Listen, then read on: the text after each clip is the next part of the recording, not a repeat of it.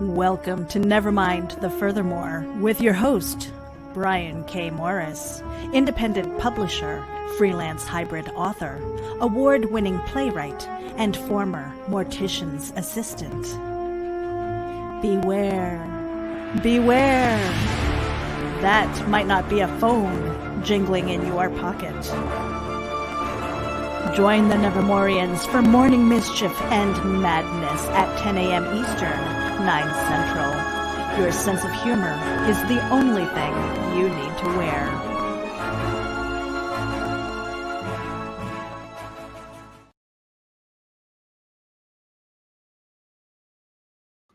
Kofefe! How the heck is everyone? Hope you are having a great hump day. Doesn't feel good to say that. Hump day. Anyway, glad you're here. Welcome to Nevermind the Furthermore for June 10th, 2020. And I gotta adjust my chair. Hold on here. I just shrank a half inch, and at my age, I can't afford to. Hold on here. There we go. All right. Oh, the joys of live television. Anyway, hope you're all having a great Wednesday morning. Good to see everyone here. Hope the morning is treating you well. And welcome to everyone who's watching us on the reruns, but especially to the people who see us live on my page, on the Rising Tide Publications page. I'll figure out where that is one day. Also, Big River Comic Con and on the YouTube channel. Please go there. I'm edging towards 100 subscribers. I would love it if you were one of them. Please go to my YouTube. Anyway, hope everyone's having a great morning. Let's just jump into your comments here. P already, and for God's sakes, use soap, says Christian Basil. Okay, then maybe again, I was a little too quick on the trigger there. Wishing you well. Anyway, let's see here. Let's get rid of that. There we go. I know I'm not on that channel. Here we go. All right, Carl Witzman. Well, here we are again. Where else are we going to go, Carl? What do we have to do? And Carlene is there. Mwah. Donna, hope you're having a great morning. Hope all is well. And good morning, mwah. Sarah, whose spine deserves, it craves to be licked. Anyway, hope you're having a great morning, Sarah. And Brian needs to get some better locks. What? Because I made my way into the broadcast studio? What? The thing is, Christian, if you're wondering about why it takes 20 seconds, I'm actually giving people time to get in here. Rather than just launch into the broadcast. So there is a method to my madness, I'll tell you, brother. So anyway, Carl Witzman is saying hello, Carly and Sarah. I hope you know where one of them is at least. And we got a whole bunch we're already behind in the comments. And morning, Carl and Carlene, this is a test. I hope you studied for it. And Rob Anderson, so good to see you, brother.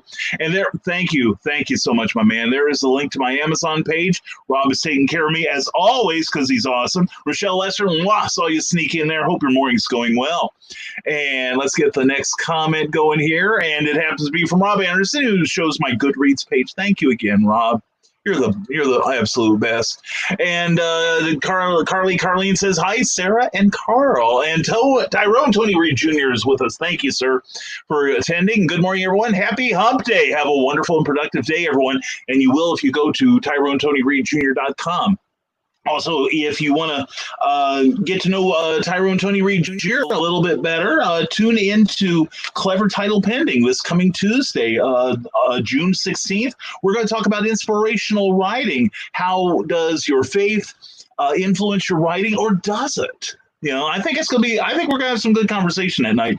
And we're not only going to have TyroneTonyReedJr.com. Also, we're going to have the wonderful Kathy Jackson as well as David Atkins. It's going to be a great night. We're going to have some good conversation. And hope you tuned into last night with Dan Smith and Dave Woodrum on Clever Title Pending last night. We talked about writing for games and that. And we barely scratched the surface of everything I wanted to cover. So hopefully we will have them back fairly soon. And we're already planning. I think we're booked up to the end of June. I think. I still have one June that I'm going to reach out to somebody and see if they'd like to be on there.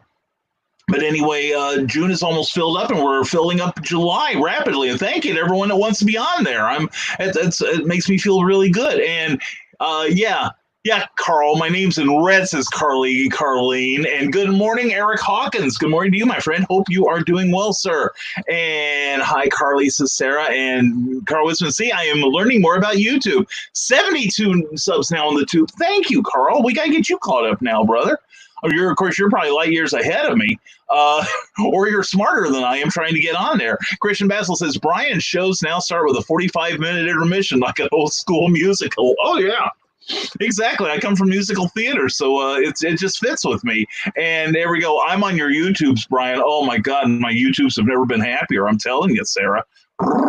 So anyway, oh, you get an extra spine lick for that one. And Carl Witzman, you need better locks because Christian and I managed to get in here again. Yeah, well, I'm not worried about this. Christian has this unhealthy fascination with my urinary tract. I think Amy Hale just triggered something and it unleashed the beast a week and a half ago. Anyway, Eric Hawkins, I've been out of commission the last 4 days moving, but back up and running now, and we are still live on Indiegogo. Excellent. Please check it out. That's for the Zombieful World of Oz #2. You can also get issue 1, and there's all kinds of really cool goodies that Eric's got going there. Please check it out. You will be so thrilled. And Christian Basil, I'm in line for Sarah's spine. If you can fight your way past me, buddy, you're welcome to it. And howdy, happy humpers, Meredith, mwah, the lady who knows a good package when she feels one. Anyway, we're glad you're here, Meredith. Hope your morning's going well. I haven't talked to you in a while. And drink every time Brian says hump and smile. Says Christian Basil, hey, man, you're going to drown this morning. Your bladders will explode before this is over because the idea of hump day just makes me grin like an infant. And happy humpers. Hey there, Meredith. And Adrian Johnson. Good morning, Brian. Good morning to you, Adrian. Hope your morning is treating you well, good friend. And Carl Witzman says, I don't want people following me on YouTube. I'm busy enough with the authorities. Well, that's true. It's just one more way to track you down. Well, the thing is, though, I'm on YouTube now, and I've never been more popular. I'm really Facebook famous now. So anyway, no, actually, we are going to be on Joe McKeel's program tomorrow night at 9. We'll be posting links to that. That's going to be a lively conversation. And then this weekend, this final schedule hasn't been launched, but there's going to be a virtual convention coinciding with what would have been the Superman celebration. I will be on a couple of panels. We will be talking about a recreation of the old radio show with Bud Collyer and Joan Alexander, Jackson Beck. That'll be happening on Sunday, I believe, and we'll get the times for you. We will. And I was to interview Michael Urie, but unfortunately, Michael injured himself at home. Plus, he has relatives showing up and that he hasn't seen in a while. I'll miss talking to my good friend Michael Urie, who is the editor of Back Issue Magazine as well as Retro Fan Magazine from Tomorrows. Go to tomorrows.com. In fact, I should put in a promotion for those guys because Tomorrows, one, they've gainfully employed me for almost 20 years. Yeah, just about 20 years. That's trying to conceive of. And I still do some work for them occasionally. But I've worked as a transcriber, as an unofficial editor, and a transcriptionist and retypist. But, right now, Tomorrows, we talk about the after effects of the Mike Sharona, Miley Cyrus, Peter pandemic.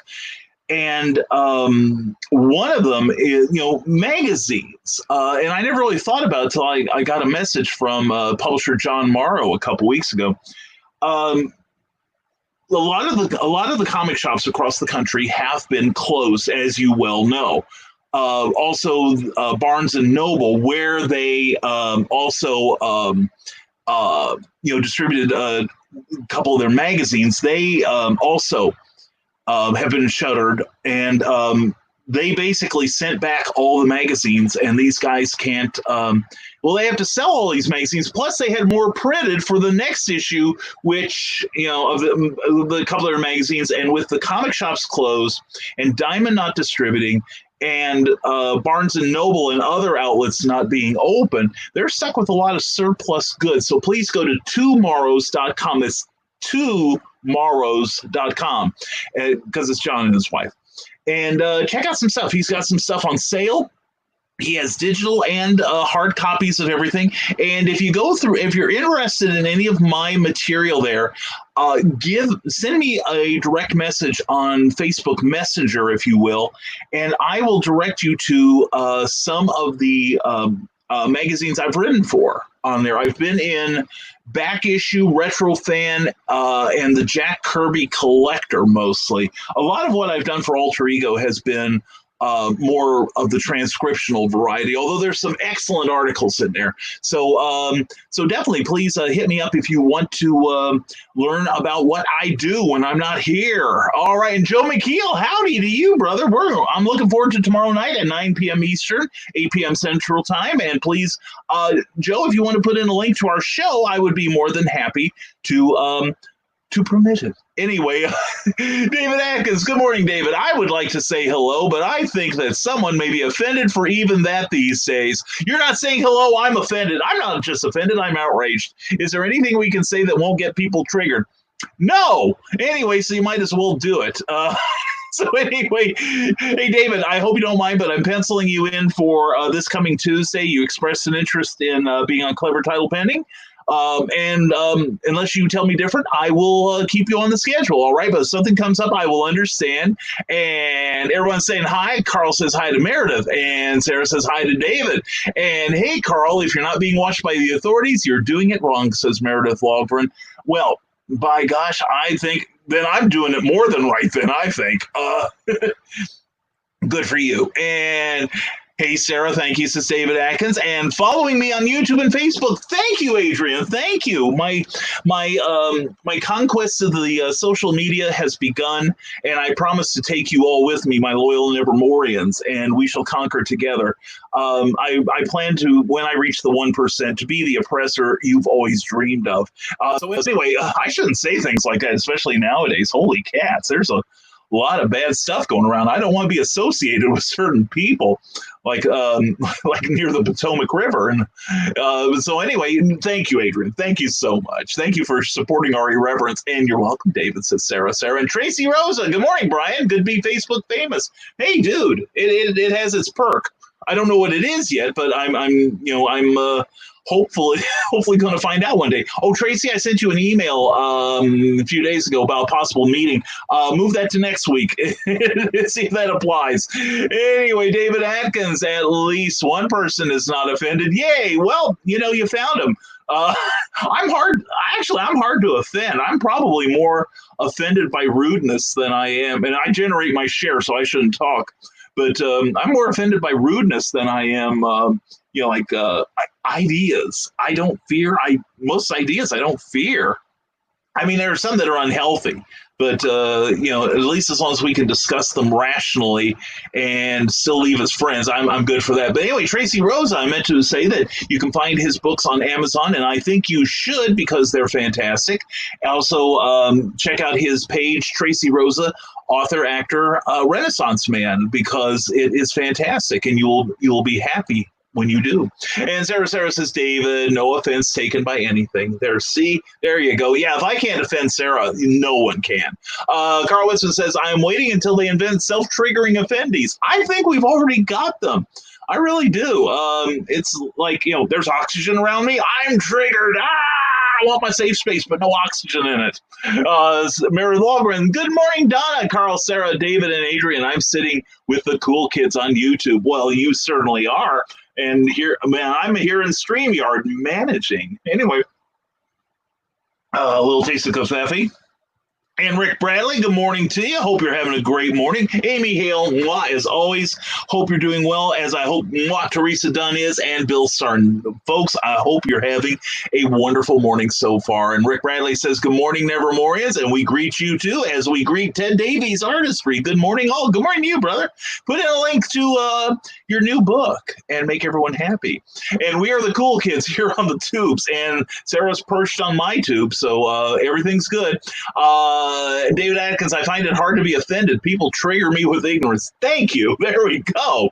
Other than that, it is a person's opinion. If you are set back by an opinion, you must not be very mature. Thank you, Meredith. Yeah, I'd say You know, and there's certain attitudes. It's like nobody from NAMBLA has anything to say to me. I will say that going up front.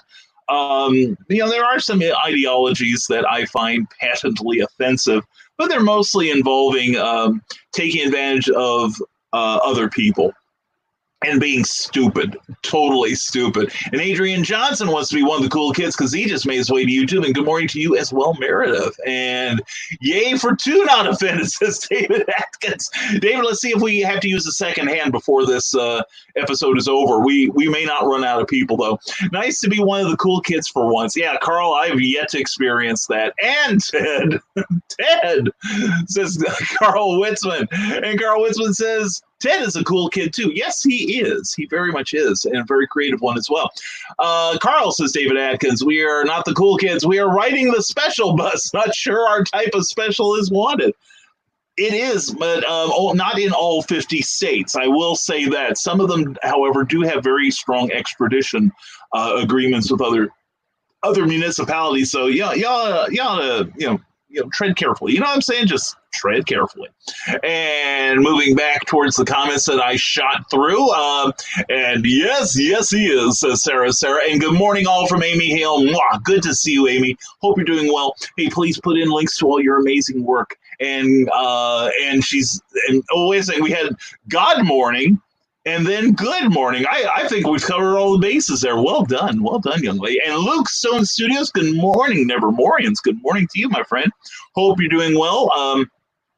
You should have at least one thing in your messenger box this morning. And Sarah says, hey there, Luke. And hi, Luke and Ted, says Meredith Loughran. And yes, says David Atkins, I would love it. Give me a simple topic to talk over. I have quite a bit since doing my art research. Never knew there was a book called The Feminists Predicted Itself.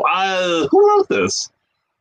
I know that my written introduction to feminism was the Feminine Mystique by, oh God, I just lost. Oh, not Xaviera Hollander, but might have been. No, Germaine Greer. She was my Xaviera Hollander was someone else. Anyway, my Freudian slip is showing. But no, Germaine Greer, she was a very intelligent, very good writer, and that really opened my eyes in a lot of ways. Teresa Dunn, good morning, Brian, and fellow Nevermorians. Teresa, so good to see you here. Teresa is over 2/3 of the way with getting her book edited, so we're going to work on that today, too. And Christian Basil, there's people who are offended because someone asks a question. Now, that's offensive. Yeah.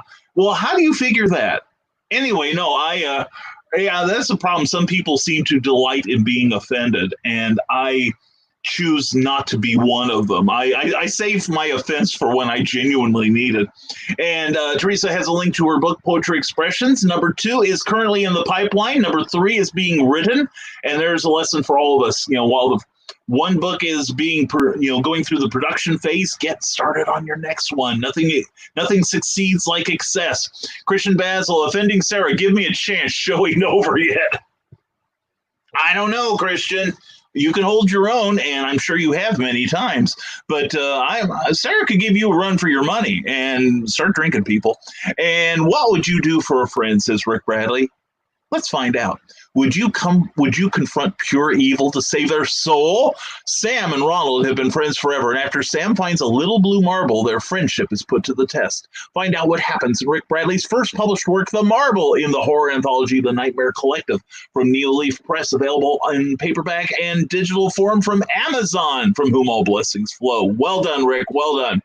And David Atkins, opinions are only opinions until you try to proselytize others by creating fear, guilt, or any negative emotional reaction. This is gaslighting to me. Yep, I agree. The problem is too many people find discussions as if they've got to win the exchange, which is not always true. I get into exchanges mostly so I can learn. Unless you say something that I genuinely know. I know the hell out of it. and then I'll nail you to the ground. I'll destroy your soul. But anyway, serendipitous salutations, Barbaric Brian and the Neanderthal Nevermorians. Well, Caveman Bill, it is good to see you here. Don't get extinct on me, young man. Hope you're having a great morning so far, Bill. And Joe McKeel says, link to watch Brian on Stupid O'Clock, which is a really intelligent show. And I watched a few episodes, and I really dig the conversation. I have no idea what I'll be contributing. Maybe I'll start drinking before I go on there. That might be fun. Be sure to click the reminder to watch and like his page. Yes, like that page. It's going to be a fun discussion. That's tomorrow night at 9 p.m. And I'm really looking forward to that. I really am. And Luke Stone says, I'm 40 now. I got no time for people's shenanigans. Oh, man. Yeah.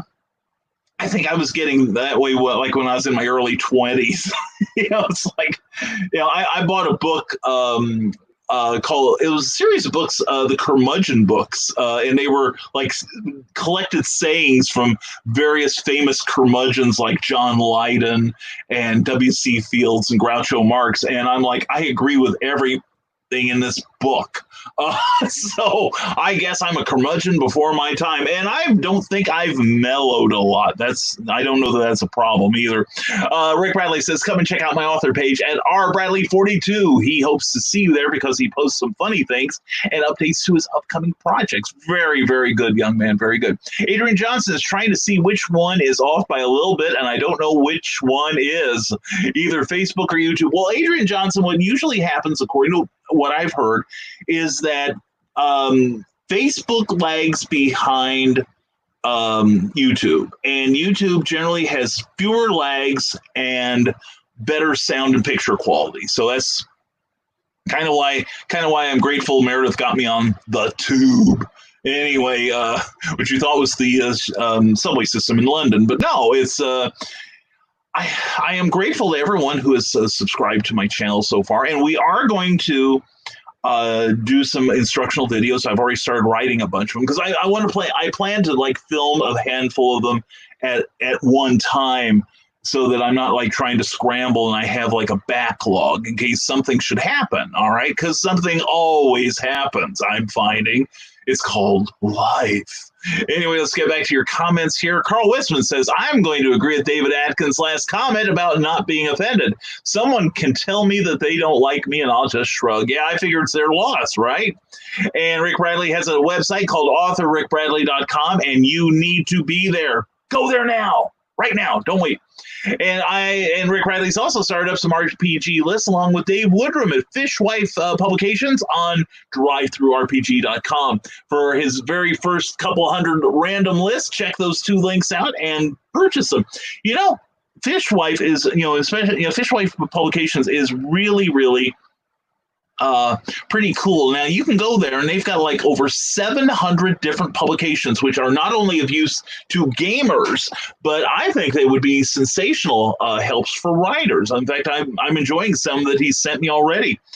So check that page out, and I found that all of them are well under $50. Actually, they're all under a dollar or less, pretty much. Anyway, but they were useful and quite entertaining. He's also got a number of games that you can print out on your computer and then just start playing immediately. How cool is that? He released one about a month ago that he sent me, and like, OMG, this is easy to play, and it looks like fun, and it's one of those games that you could probably get through it in about 10, 15 minutes. So if you're looking for a quick pickup game, that's a great place to be looking for them. And also check out Clever Title Pending last night, because we not only had Dave Woodrum, we had Dan Smith, who is an artist and a writer and has quite the pedigree. If you remember things like GURPS and D&D and stuff like that, then chances are you've come across his work. So please check out last night's show. It really turned out nicely. And Rob Anderson has a link to my Smashwords. Thank you, Rob. You are the best. Rob, but you're talking about me. Do you have anything to say to yourself?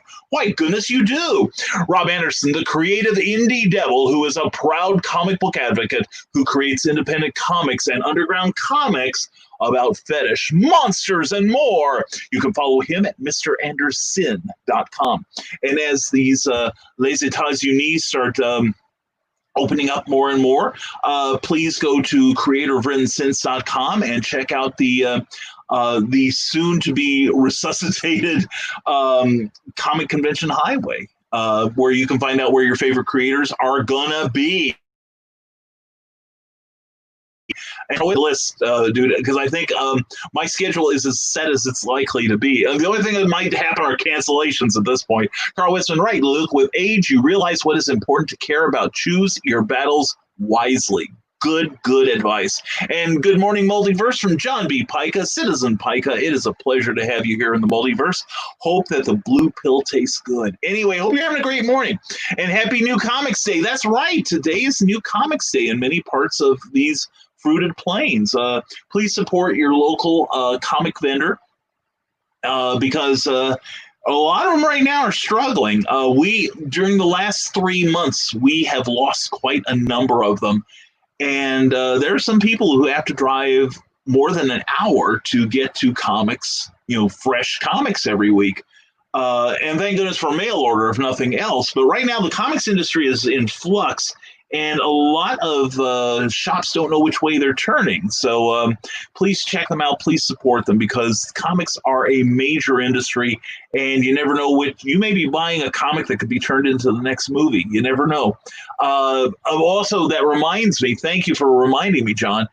Tonight at 6 p.m. Eastern, 5 p.m. Central Time, Comics Cubed in Kokomo will have another live show where they're selling off not just new publications that came in just yesterday from DC, and I think some Marvel might have come in, I don't remember, but also a lot of independent titles, and he's checking out his back issue section, and he's been selling like some classic Brave and the Bold with Batman and Jim Aparo for like anywhere from $1 to $3, and he's bought a couple collections recently that you're going to be thrilled. He also has some higher end stuff that you might be interested in. So the page is called Comics Cubed in Kokomo. And don't forget Kokomo Con, October 17th. I will be there, along with a whole bunch of really cool people.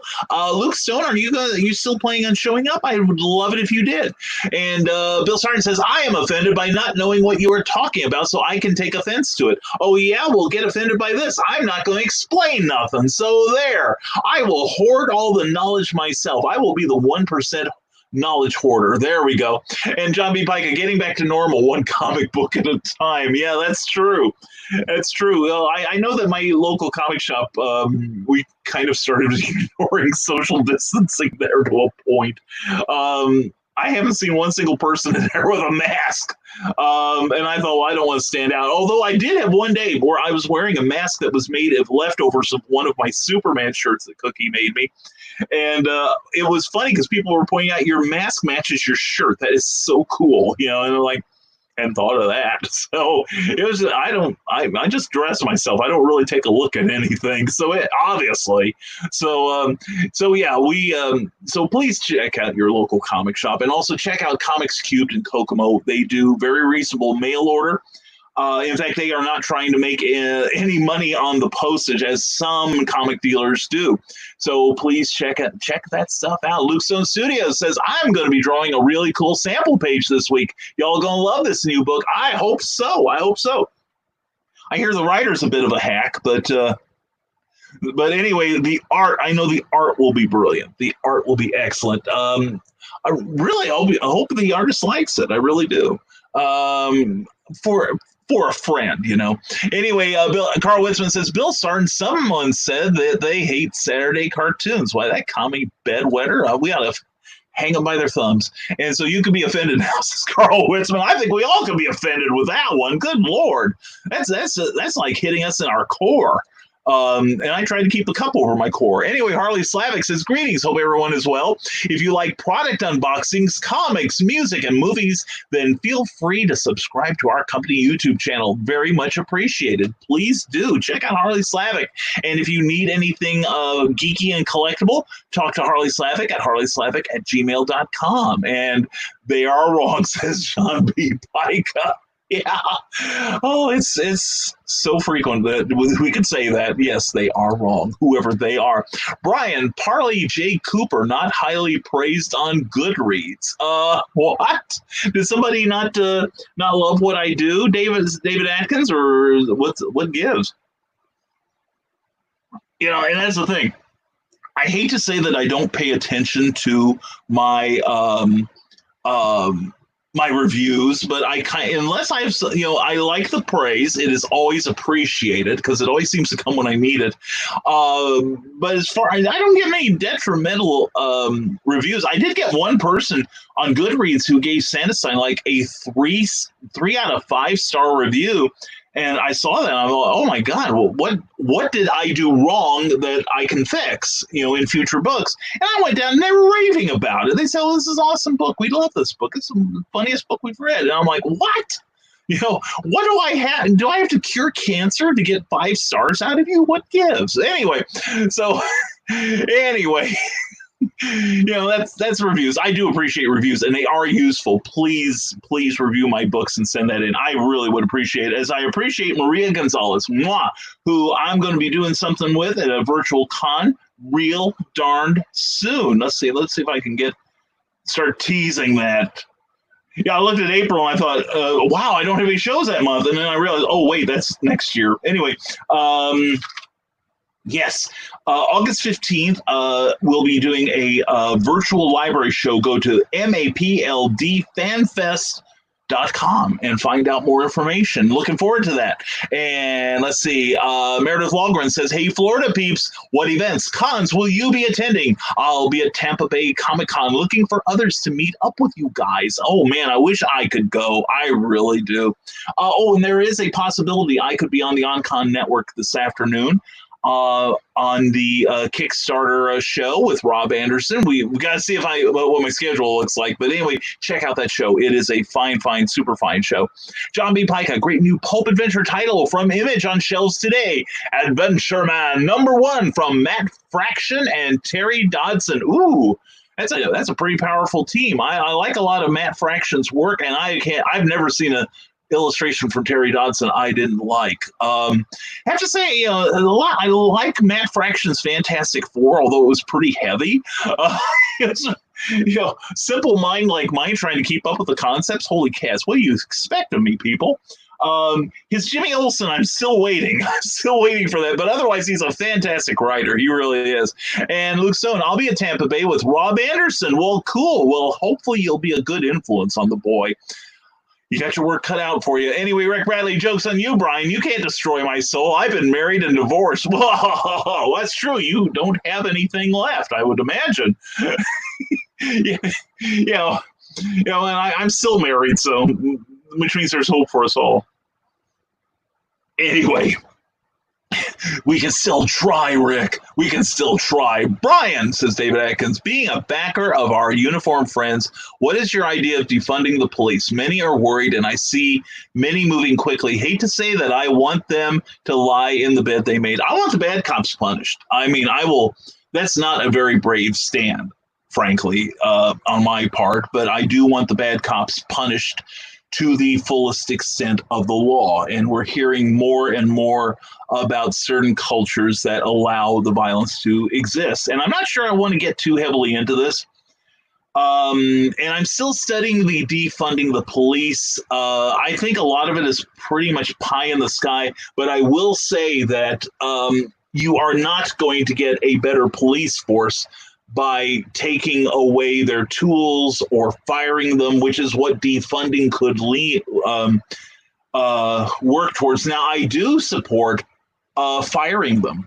Now, before you start throwing brickbats at me, what I mean by that is I want them to reapply for their jobs. And, a lot of and I want them to, basically, kind of be on probation, if you will, because we can't go without police. That would be anarchy. And most cops are good. Like I keep saying, with police, with a lot of things in life, you don't hear about the good ones. You don't hear about, you certainly don't hear enough about the police that go out of their way to help, say, an abused wife find safety. You don't hear about the ones who search the streets for runaways. You don't hear about the ones that do good things every bleeping day. You only really hear about the ones who go beyond the pale. And it is no more accurate, I feel, to paint all of the men and women in blue with the same brush that you paint, like the cops in Ferguson, like the ones who, shot the store owner, the one who leaned on George's neck, that sort of thing, George Floyd's neck. You can't judge the whole group like that any more than you could judge, say, the entire comics industry by Bob Wood, who got drunk back in the 50s, got drunk and murdered his girlfriend in a hotel room and didn't remember it. You can't judge them all, one bad apple, etc. But that's my opinion. And if anyone wants to chime in, and we're just going to make it brief on this one, I don't want to take up the whole show with the downer because that's not what we're supposed to be here for. But that's you asked, and that's my opinion. I don't back away from that. And sweet Luke, see you there, says Meredith. I'm jealous, man. You guys get to hang out, and I don't. I got to guard the Midwest. And Harley Slavic used to work at an Amazon warehouse, and it took a toll on my health, and the ambulance would show up almost every day. Yeah, I hear that there is a Doctor Who episode from 2 seasons ago that is clearly based on what I hear about Amazon warehouses, that people are really, they get paid well, but they really are expected to produce. And, also the thing is, it's not just the people in the warehouses who have to pick the items and ship them. It is also the executives. There was, I remember reading, this was about 3 or 4 years ago, there was an executive, like a manager of one of the warehouses, who wanted like 2 hours off to spend like a couple hours on Christmas Day with their family and have dinner, and then he was going to go into the thing. Well, Mark Zuckerberg or somebody beneath him called a meeting, like a video meeting, and he said, I can't make it. And they said, fine, you're fired. It's a rough environment. It really is. So I can see where that might have taken a toll on you. New York City, says David Atkins, desired for more cops. Chicago has been begging for more police. Maybe all those cops need to relocate to Santa Cruz. Also, the crime increase, I see. Yeah, well, the crime increase is another issue. And the defunding, for those of you who don't know, John Oliver had a very good essay on it on last week tonight on Sunday. But the idea is that the money that would have gone to the police, and we're not talking about totally defunding them. We're talking about shaving their operating funds and then channeling that into programs to kind of educate people in lower income areas. And I'm not going to even say that it is any one specific demographic. I think that would be a little bit racist, but there are parts where it is people are financially or culturally disadvantaged, and the money would go there to give them opportunities, possibly to train them to get better paying jobs, etc. So but the very idea, they were talking in Minneapolis about just basically going without a police force, but that got pretty much put down quickly, which I'm glad to see. Again, like I said, no police, you have anarchy. Eric Hawkins been trying to get you over on the tube for 2 years, and he left. Mocks me, Eric, but see, I'm getting there now. Eric, if you would get me like, 28 more subscribers, make it worth my while, buddy. You know what I'm saying? Anyway, David Atkins says, yay, thank you, Carl. Another one not offended. Hey, I'm offended, but you're not offended. What you mean you don't know what's going on? Bill Sarton, remember when before everyone was being offended by everything, we were talking about the pandemic? Well, we probably need to talk about it again. This morning on WGN Radio, Dr. Arlene Marty from the World Health Organization and Chief Medical Officer of Florida University said that because of the mass protests across the U.S. From the past 15 days, a spike in the COVID-19 virus is imminent. Well, Bill, I will say on one hand, I agree. We are looking at that second wave because a lot of people are basically wanting out. And I think we've gotten, event fatigue already from being socially isolated. And the thing is, as of this Saturday, Indiana's supposed to go into phase 4. I mean, I will say that we are here in Indiana. We are advantaged in a way that most of our folks are taking this seriously. I go over to, of course, then again, I go to Walmart and feel all my hopes for humanity dashed. But I go to a lot of places where everyone's wearing masks. It just, I went into a Dollar General the other day, and they had and nobody behind the counter they had the screens, of course, but nobody behind the counter was wearing a mask. And they gave me an opportunity, as always, to voice my opinion to corporate. And I did. I said, I want to feel safe when I go in there. I want whoever's behind that counter to wear a mask, because I go in, I wear a mask, and I want them to do the same. And so, but that's just me being cranky. Todd Sapp, glad you're here. Welcome to the Rant House. And David Atkins, since the start of the month, I have blocked a ton of people on social media. I go to friends' political posts and start blocking. Easy to keep the idiots away. Yeah, they reveal themselves eventually. I have not unfriended anyone. I have not blocked anyone, because everyone's been fairly minimally polite, let's say.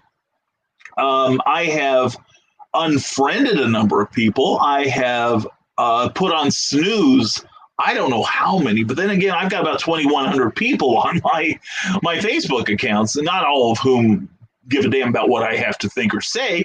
But when I see them saying something that I know is just basically a Neanderthal would wonder how they devolved so badly.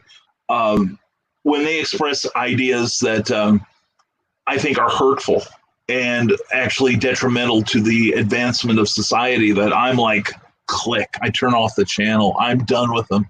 And hashtag bring Cookie home. Thank you, Bill Sarn. I appreciate that, brother. Yeah, that's our goal. We're going to bring the wife home. And that's one thing I have learned recently, that is that's a goal of a lot of creative people, to bring their spouses home, like bring Pat home, bring John home. Am I right, ladies? And I think we all have a Cookie or a John or a Pat we'd like to spend the time with 24/7. And I'm putting mine to work. Mine's already at work. Good Lord, she's a colorist already. She taught during the Peter pandemic. She learned how to do Photoshop, and she's working with two incredible creators, one of whom is here. Thank you.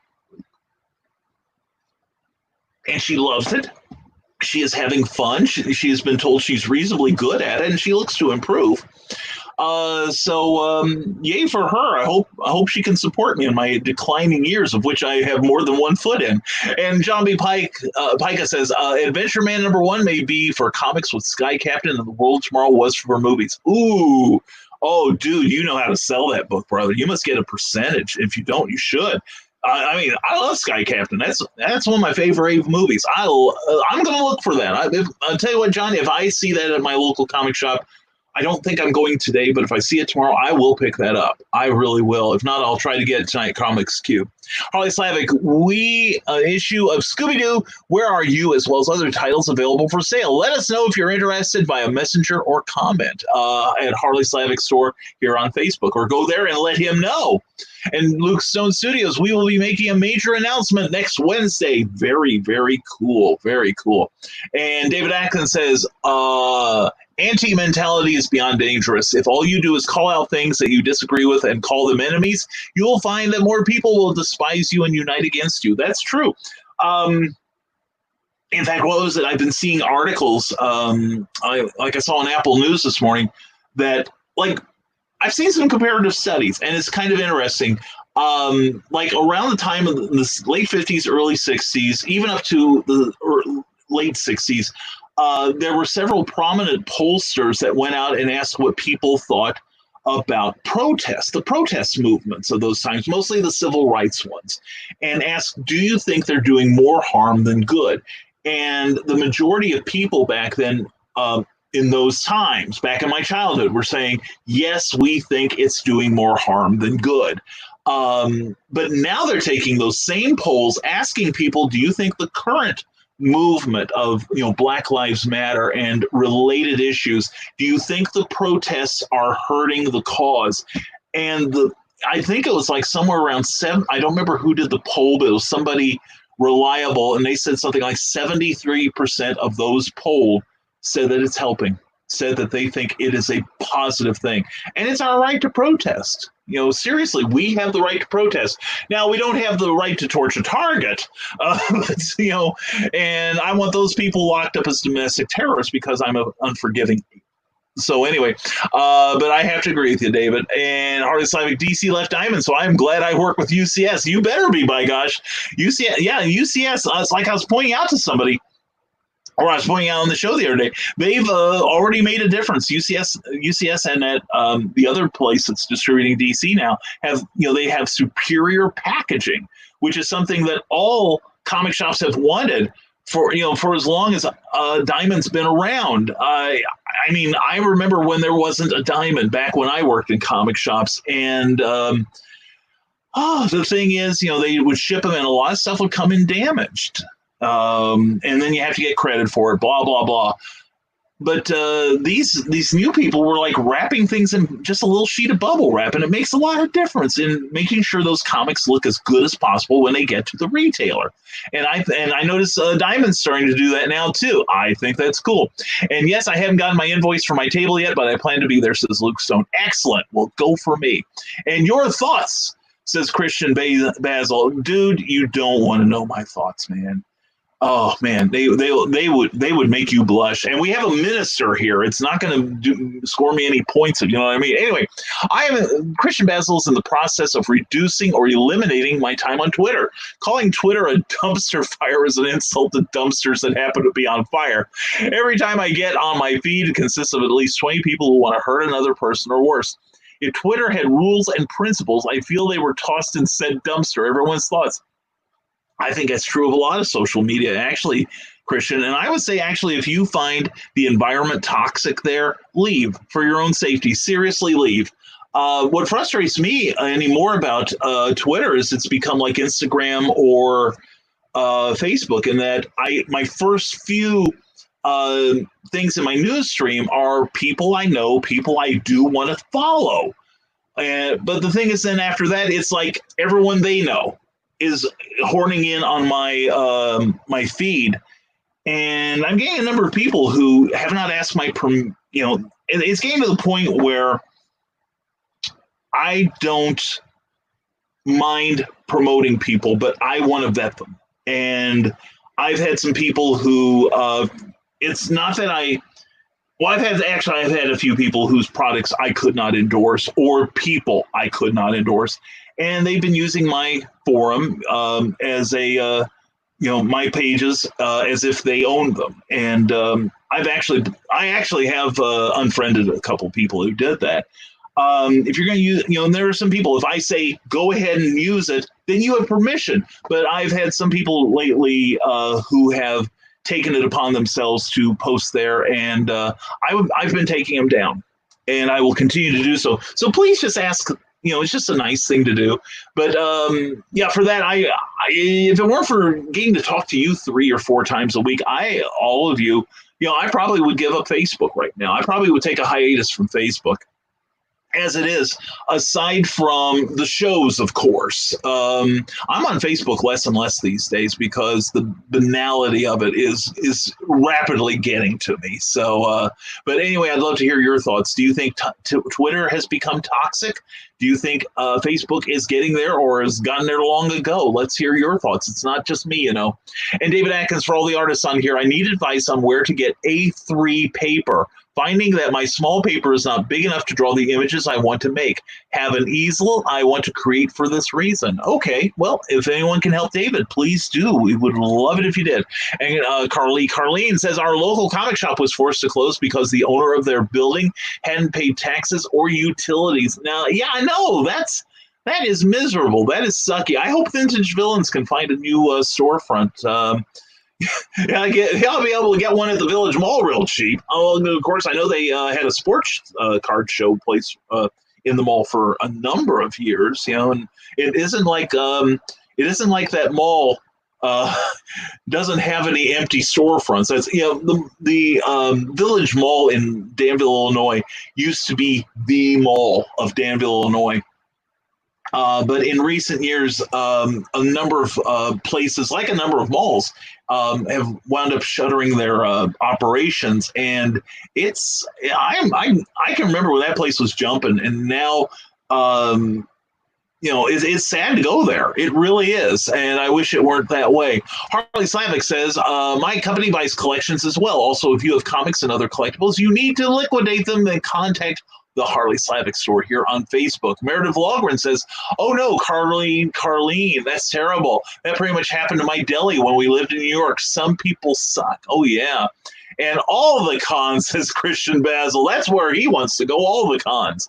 And Sarah, listening while doing chores. Well, we're glad you're being productive, young lady. You get another spine lick for that. And David Atkins says, Parley Cooper's intro to the book says 1992, to be a man is a sin and to take a woman is a crime. That pretty much predicted the whole feminist movement in 1971. All right, address all your notes of outrage to David Atkins, and for $5, I'll give you his email. I'm sure I've got it somewhere. And for $5, I would look for it. Anyway, this program does not endorse all of the comments made by, especially only the questionable ones made by some of its viewers. And the host is just aping. Anyway, Harley Slavic, for those who don't know, we are still working on our storage unit storefront. Once that is complete, we will be allowing people into the storage unit store by appointment only. We have new and vintage items. That is very cool. Eric Hawkins says, but that is what they want. They want anarchy. That is their ultimate goal. A lot of groups, I would say so. I don't know that all the protesters want that result, and I'm sure that a number of them haven't thought it through. But otherwise, we'll have a situation like the Old West, and who wants that? I want highly trained, ethical people with firearms protecting me. Call me barbaric, call me what you will. Sarah says, there are good cops. I've come across them who have even taught classes on being and staying safe. Yeah, exactly. I think you can judge a lot of police departments by their outreach. We have one here. They have an event, and it's actually a national event called Coffee with a Cop, where basically they set up and the chief comes out. The chief of police comes to these events, and he'll talk to you. You got something on your mind? You got a chance to vent to either one of the police force, and usually they have a couple of lieutenants with some clout there.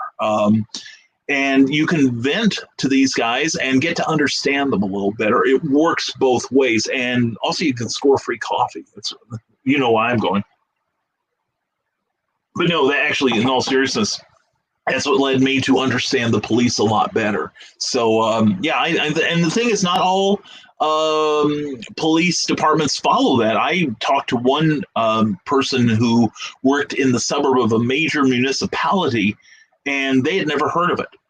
And yet I've talked to people like in the St. Louis area, and they're like, oh yeah, we've our police department has that all the time. So, and the thing is, like our department and many others like St. Louis have, notice I said St. Louis and not Ferguson, have courses where people can actually take some of the training that a fraction of the training, I should say, that some of the police have to undergo in order to understand what they do better and to show the standards that that department has. So, David Atkins, I am scared of something that I just thought of. We took one day to drop gas prices by not buying gas on one day. Imagine one day of blue flu. That would seriously be dangerous, but possible. Yeah, it is. Well, look at Buffalo, New York, where that one cop pushed that 75-year-old social protester down. I mean, shoved him, and the man hit his head and now is in, I think he's still in critical condition, stable but critical, and could have suffered brain damage from it. And, and the thing is, what got me was, and take a look at some comments from some YouTube police, such as Donut Operator, Mike the Cop. Mike the Cop is usually very, very funny.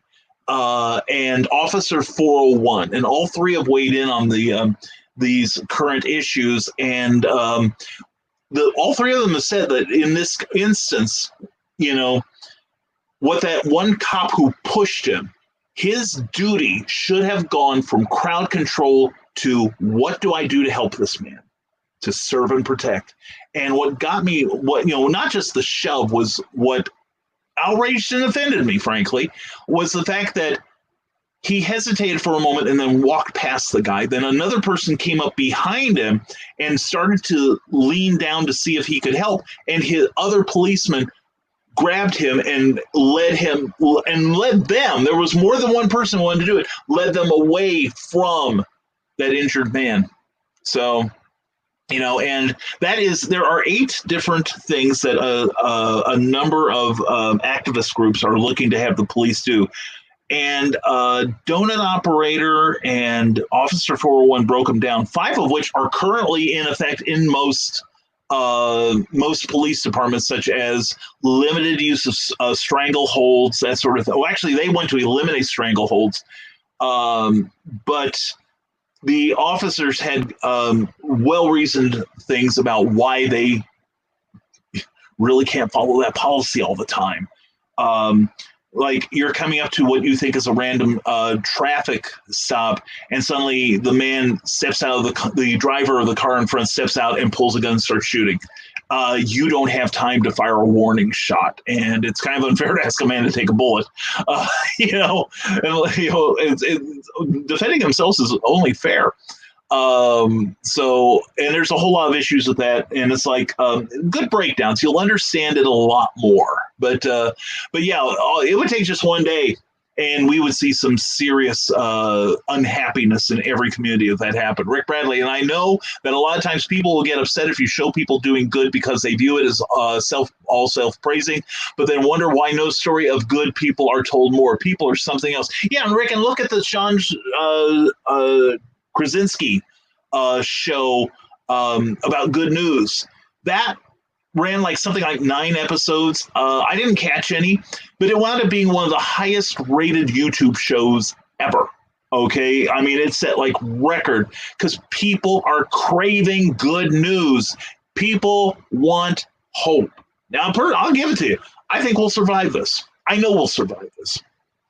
We will reach 2021. And in a lot of ways, we're going to be better for it. And I think a lot of this stuff, in a lot of ways, is healthy because it's it's showing you where the bad apples are. It's showing you where this nation's cancer is. And now we've got a chance to get rid of it. So, and maybe replace it with something better.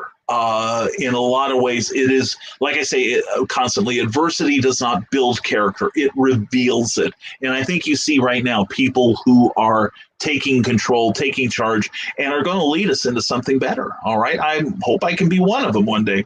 And Deanne Malcolm, glad to see you, Deanne. Hope you and Austin are doing well. I love you. I hope you're doing well. And Martin Piero, always a pleasure, sir. Hope your morning's going well, my friend. And Harley Slavic, most stories about cops are negative because it sells stories and promotes agendas. That's right. There are instances that the negative stories are needed, but also show positive things cops do. Not all cops abuse power. Exactly. That's exactly my feeling.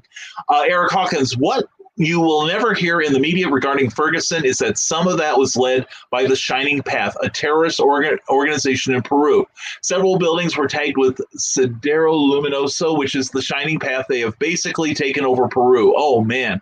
Well, and I have heard that there are investigations from the federal government on some of the organizers of some of the so-called protests, the ones that make their way through like a mall with baseball bats and stuff, Christian Basil, defunding cops makes as much sense as replacing a whole car because you have a flat tire. Any institution has their bad apples. The mainstream media takes time to glorify the a-hole in Minneapolis, but not the hundreds that do wonderful things on a daily basis. It doesn't help their ratings. And that's where my talk on this ends. Sorry, I know cops, and put the onus on the people who did wrong, not a blanket on people who didn't. Amen, brother. Christian, I could not have said that better. Well said, young man. Well said. David Atkins, I agree. Brian and Sarah, it is not the bad cops who get shot. It is not the bad cops whose families get harassed. I had a contract on my back because of my father. I have been held hostage and more. And Carl Witzman, Sorry to hear that, David, but I'm liking what Carl is saying here. Changing subject. Yes, please. Licked any good books lately? If not, check out author Michaela Jade's book right there. And it's Warrior Secret, the Elite Warrior book. And, it's funny because she's, Michaela Jade is also one half of the Linnea Fletcher. And she also has a book called Obsidian Hearts out. And is this a good book? Now you know. All right, it passes the saliva test for good taste. Anyway, that's Obsidian Hearts by Linnea Fletcher. Also pick up that show. Hey, I want everyone to post the title and author of a book you really, really think deserves attention. None of mine. Please do not put any of mine in. I want to get somebody else to get some love here, all right? And all I'll say about the racist diatribe being spewed about the defunding of the police is, what are they going to do when they need 911?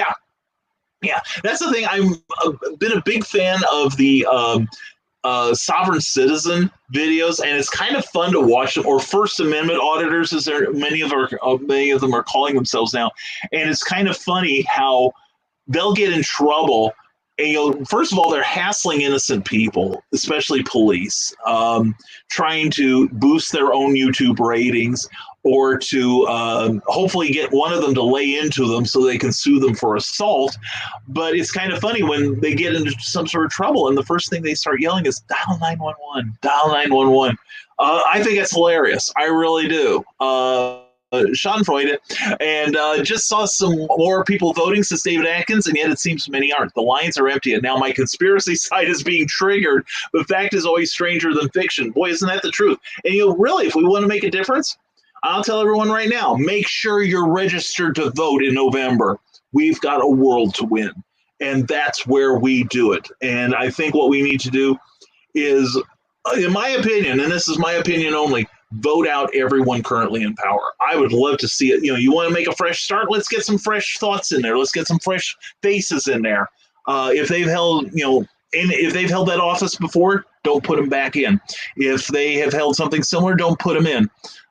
We need some people on the ground roots. We need some third-party people. We need a healthy debate. We need to get new blood into the political system. That is my opinion as a, how did I describe myself the other day? An abandoned 60s liberal, abandoned 90s conservative, and current libertarian. So anyway, take that as it is. And Brian, you will love Adventure Man. It's also on Comixology. Ooh, then I will get it on Comixology. I can support them that way. And I like digital anyway. I've got enough comics.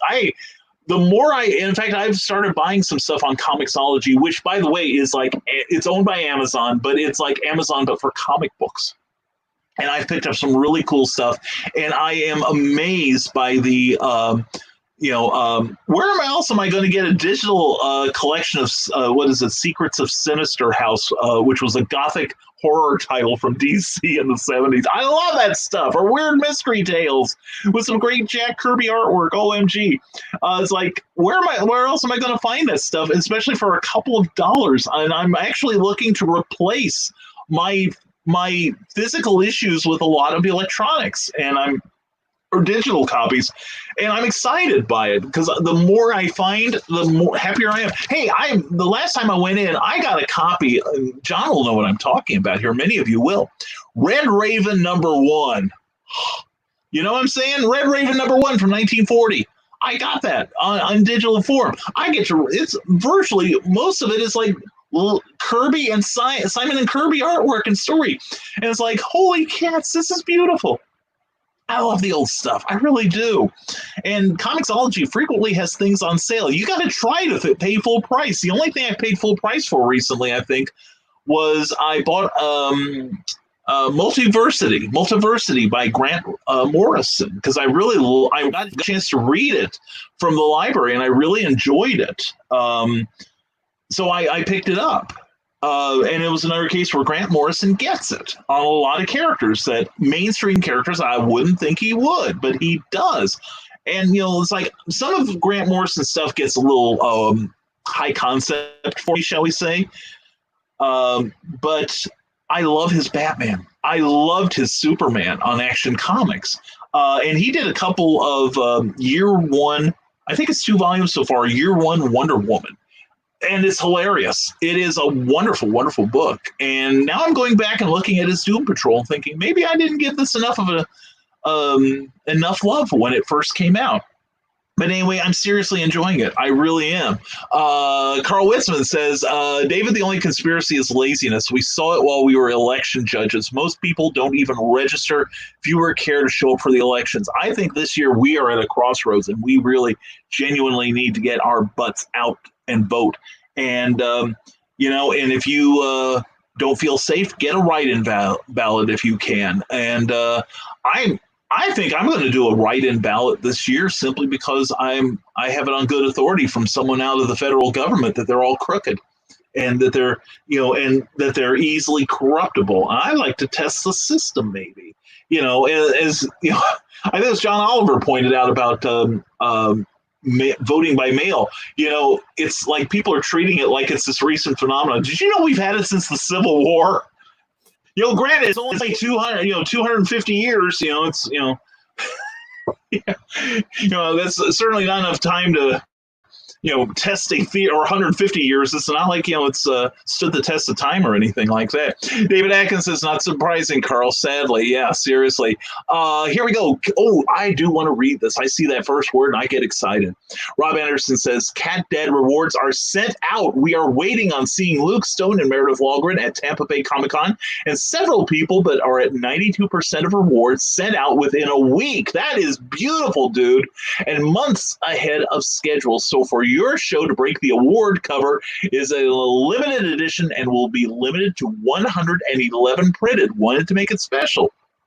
Dude, Rob, just the fact that it's on Cat Dan Supermom, one of the best comic books I've read in recent years, seriously, that makes it special just by itself. But yeah, I'm excited. I should be getting my copy in the next couple of days, and I am so looking forward to that. And the thing is, right now, a lot of these campaigns, I get the digital version to support the person.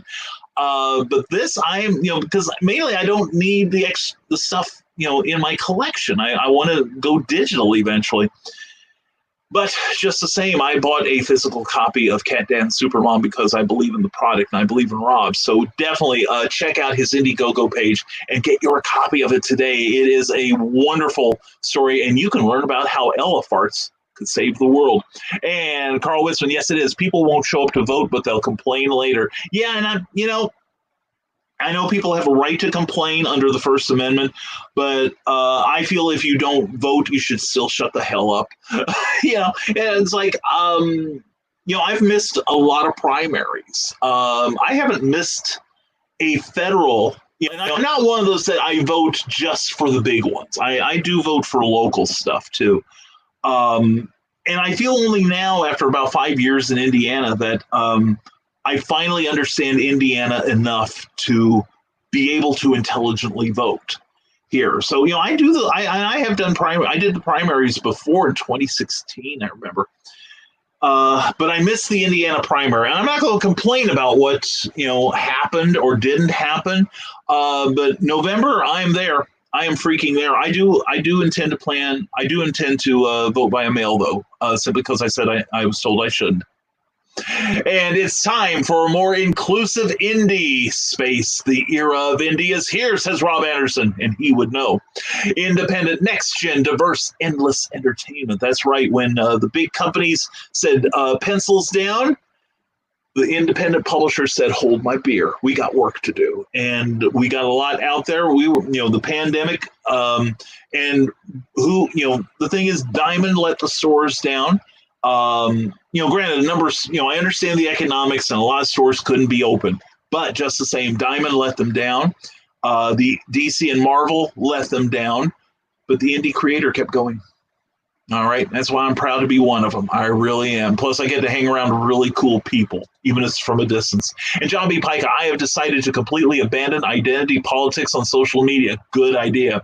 Long story, but someone thought I was a BLM leftist and used the same black conservative videos I have posted against me. I became hyper aware how racist it appeared. Well, yeah, that's the thing. I mean, we all have stuff that we have all evolved with any luck. I mean, I've got some stuff I've posted, I'm sure, that could wind up biting me. We all do, and the thing is, it's, you post it once, it's forever. And there are people that do nothing but look for it because they're so heavily into the cancel culture. And like the actor who plays Ralph Dibny on the Flash TV series on the CW, he posted some, I saw it. It was, frankly, it was stupid stuff, even by the standard of that time. And he, the first thing he did was he apologized. And he said, I understand why I'm being fired. He owned it. He owned it. And that's the problem with, I think, the cancel culture, is that they have no room in their hearts for forgiveness. Look at James Gunn, the director of the Guardians of the Galaxy franchise, as well as the upcoming Suicide Squad movie. When they revealed one of his posts that was insensitive, he came out and said, hey, I was a different person back then, but I've had my eyes open. And, I've had my eyes open too, to a lot of things. I mean, the whole Black Lives Matter thing, only recently could I wrap my head around it. And I understand it now. But even back in the days of Ferguson, I was like, I was saying, no, I don't get just that. And it has been explained, it was more, in my case, it was more a matter of explaining till I finally caught up.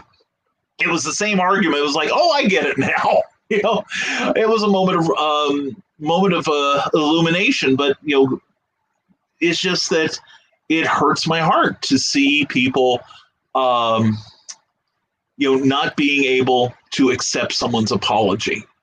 I've had many a time when I've had disagreement with friends, and I'm not saying in the distant past, just the distant past either, where I've had disagreement with friends, and usually it's because I didn't understand something, but we come back together, and one of us says, well, I'm sorry, and then the other person says, no problem, I forgive.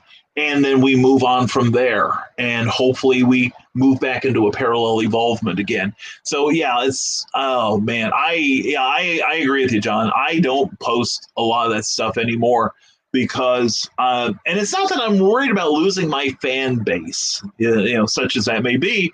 I just don't want to upset people needlessly. Although there are some people I don't mind offending them. And I'm not going to call, snowflake or whatever. They're just flakes. So anyway, I just don't. I'm trying to get everyone that's stupid off my list. So, and that excludes all of you. I will say that. Brian says superior packaging. Oh, Christian, we are stretching it today, aren't we? He said stretching it. It's not like I thought long and hard about it. And Eric Hawkins says, yeah, but the poll is a sampling of the protesters. Yeah, it would figure, wouldn't it? Polls are so inaccurate. What is the old saying, Eric? Figures lie and liars figure. Back in the day, sure, more accurate, but nowadays they only poll a select group to get the results they want. Well, yeah, it could be like politics in North Korea. It's like 99.9% of the public think that the Jong Il Kim's doing a great job. So. Anyway, David Atkins, oh yeah, Carl, it is easier and so fanatical to complain after the fact when even my wife got so angry she will be voting for the first time this year. Wow, I'm surprised she held off. But right now, we need her vote, regardless of who it's for. Seriously. Harley Slavic goes to show how important direct competition in business is. Exactly. And that's my whole point, Harley, with the whole thing with Diamond. And, people, even back when they had, competition, back when there were over a dozen major distributors in this country back in the 80s and early 90s, people complained about how frequently Diamond just didn't seem to give a rat's about their customers, who I will say is the retailer, who then have the customer of the customers. But yeah, we had complaints about Diamond even back then about their attitude towards their service, which sometimes were better than most, but oftentimes not. And you notice that the minute they started getting some serious competition from those two places, which I haven't committed to memory yet, in wrapping, suddenly Diamond found some bubble wrap. You know what I'm saying? Here we go. Rob Anderson has an important message here. Help us continue bringing you advocating programming and educational panels. Consider donating to the advocating force and help us cover the costs of hosting and equipment needed to do so. Go to paypal.me/comics advocate with an X, COMIX advocate. And there you go. Check it out. And thank you to everyone also who has contributed to my tip jar. We are actually in the final stages of looking at new cameras. Yeah, plural. We're going to give you guys a little bit more and gals a little bit more visual variety on here, and maybe be able to do some remote work. And Rob Anderson says, follow the Advocating Network channel on YouTube and begin your education on creating comics with over 100 panels. Watch Kickstarter Pause tonight and keep up with Comic Book Newswire. And there you go. There is Comic Book Advocates channel on YouTube. Check it out. It is going to be cool. And it is always cool. There is a lot of great information on there from the Comics Noob and Rob Anderson and a whole bunch of really, really cool people. Luke Stone, and I pop up on there occasionally. Twitter is very toxic, but they do have some rules, but they are catered to the dumpster fire starters. Yeah, pretty much. I mean, I have my Facebook set up so that I can post simultaneously on there and to Twitter, but I don't give Twitter a lot of love, and that's a shame because I've got some people I correspond with because they don't come to Facebook anymore because it got too toxic. Good for her, says Carl Witzman. She will have her say at the polls. I agree. Well, that's the thing. That's why part of the reason I think President Trump getting elected was such a surprise, because I think people are sick of pollsters. And it's my firm conviction. A lot of them lied when they said, oh, yeah, I'm voting for Hillary. Or, of course, then again, it was the Electoral College that got Trump in. So maybe the pollsters were right when they gave it to Hillary. So anyway, David Atkins, the biggest threat and virus we have at the moment that is global is hate. It is not ever treated. The only treatment that people treat hate with is hate. That is like using gas for a fire. Exactly. You got that right, David. Rick Bradley, on the subject of police, I know that when I was working retail, I could not lose my temper on any customer, even if they were in my face threatening me, which happened a lot. But then it's okay for police to lose their cool.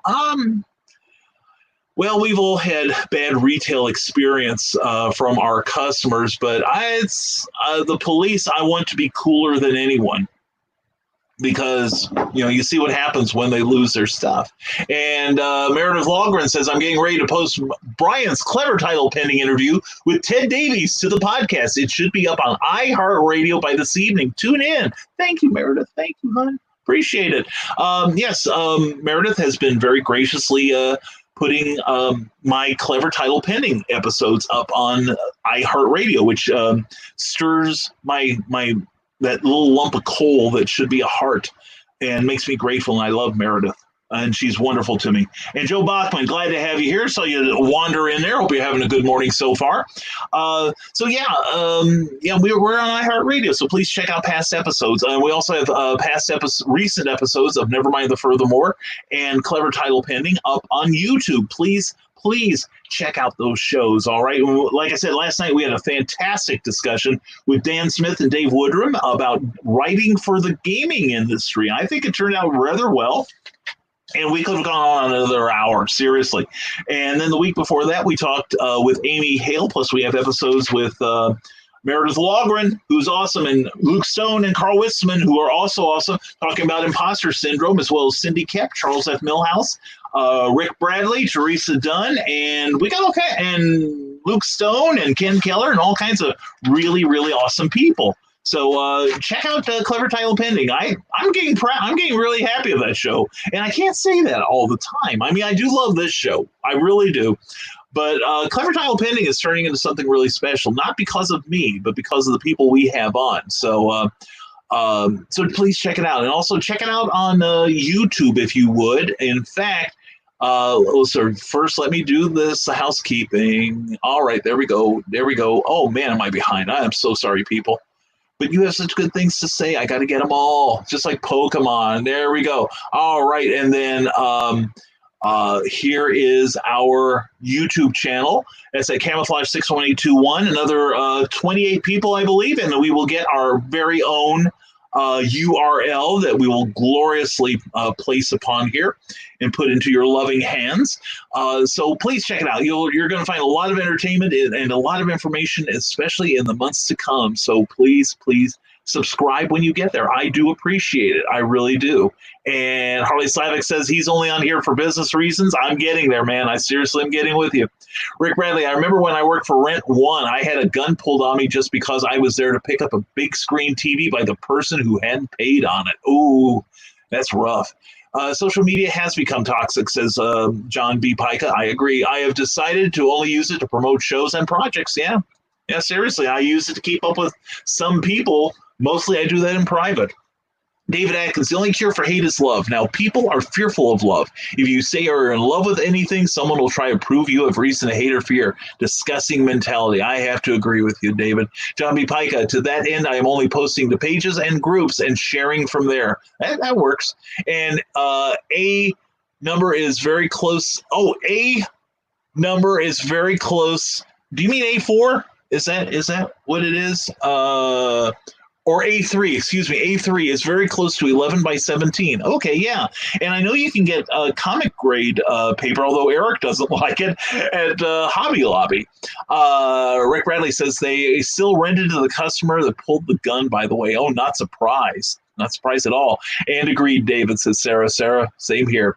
Meredith Walgren, please subscribe and share. We have many shows, including Clever Title Pending, The Comic Noob, and coming soon, Rob Anderson's The Devil's Due. That's on iHeart.com. Please check that out. Subscribe to that. Also, while you're at it, let's see,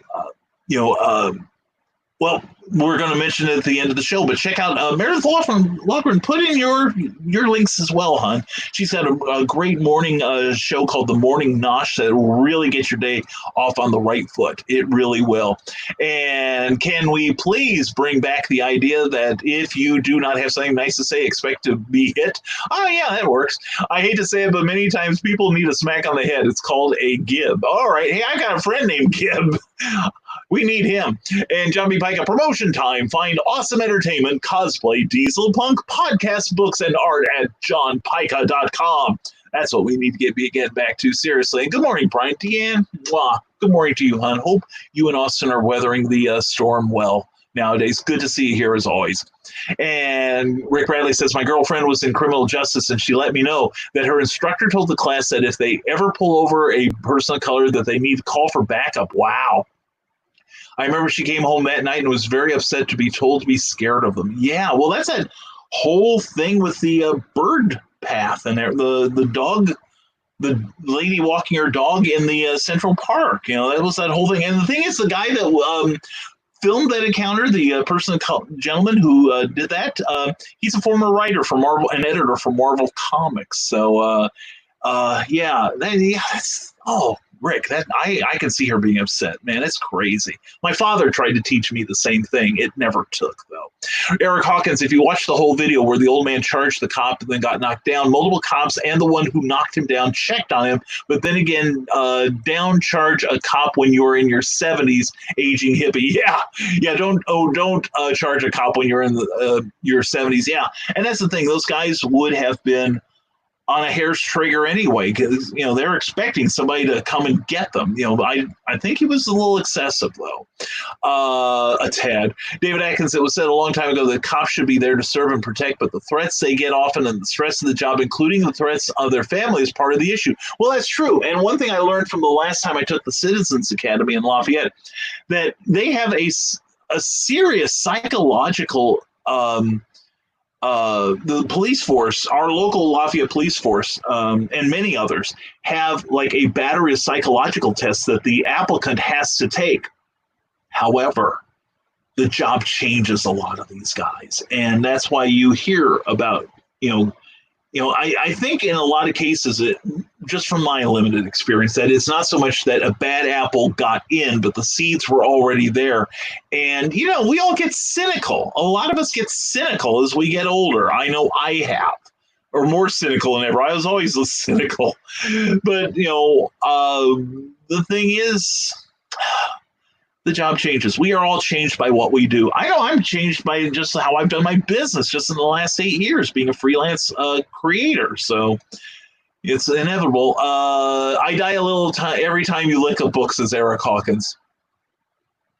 Thank goodness when you edit the Zombie for World of Oz #2, it'll be digitally. By the way, that's still live on Indiegogo, so please check it out, people. Get the book I Dare Not Lick, but want to so desperately. And Rick Bradley says that just means he'll be licking the screen, Eric. That's right. Eric Hawkins says, I know, Rick Bradley, I know. And I'm going to send you the video of it, Eric. I really am. In fact, I'm going to find a way to put that on your computer so that you see nothing but that. The David Atkins, the 9/11 memes are starting to be funny, but if true, they would really only hurt the good people. People actually do not want paradise. This was proven. Adam and Eve left paradise by breaking the #1 rule. And literally, Adventure Man is the best this year, says John Pica. Cool. And yep, Red Raven. Yeah, you know what I'm talking about. And Trico Luckin says, morning. I say morning back at you, brother. How you doing today? Trico's good to see you, man. And take a much needed break from the madness of 2020, says Bill Sarden. By clicking on Sarden Art 76, the artwork of Bill Sarden. And take a trip to better days with his wild watch parties, merry memes, and his wacky warm-up sketches that are always available for purchase. Plus, he does black and white sketches that you can print out for your kids to color, which he'd love for you to scan and send them to him, and he'll feature them. Also, join the far out and groovy people at the artwork of Bill Sarden, where everything is new again. All right. And Comixology, says Eric Hawkins, got you covered with a 5-star rated book right here. And he's got your book right there, The Zombieful World of Oz. All right. And that's worth 5 stars at least. And thanks, Carl, says Ted Davies Artistry. David Atkins says, I love pineapple on pizza, and people try to hate me for it. I love eating sour cream and mayo out of the jar, and they hate that also.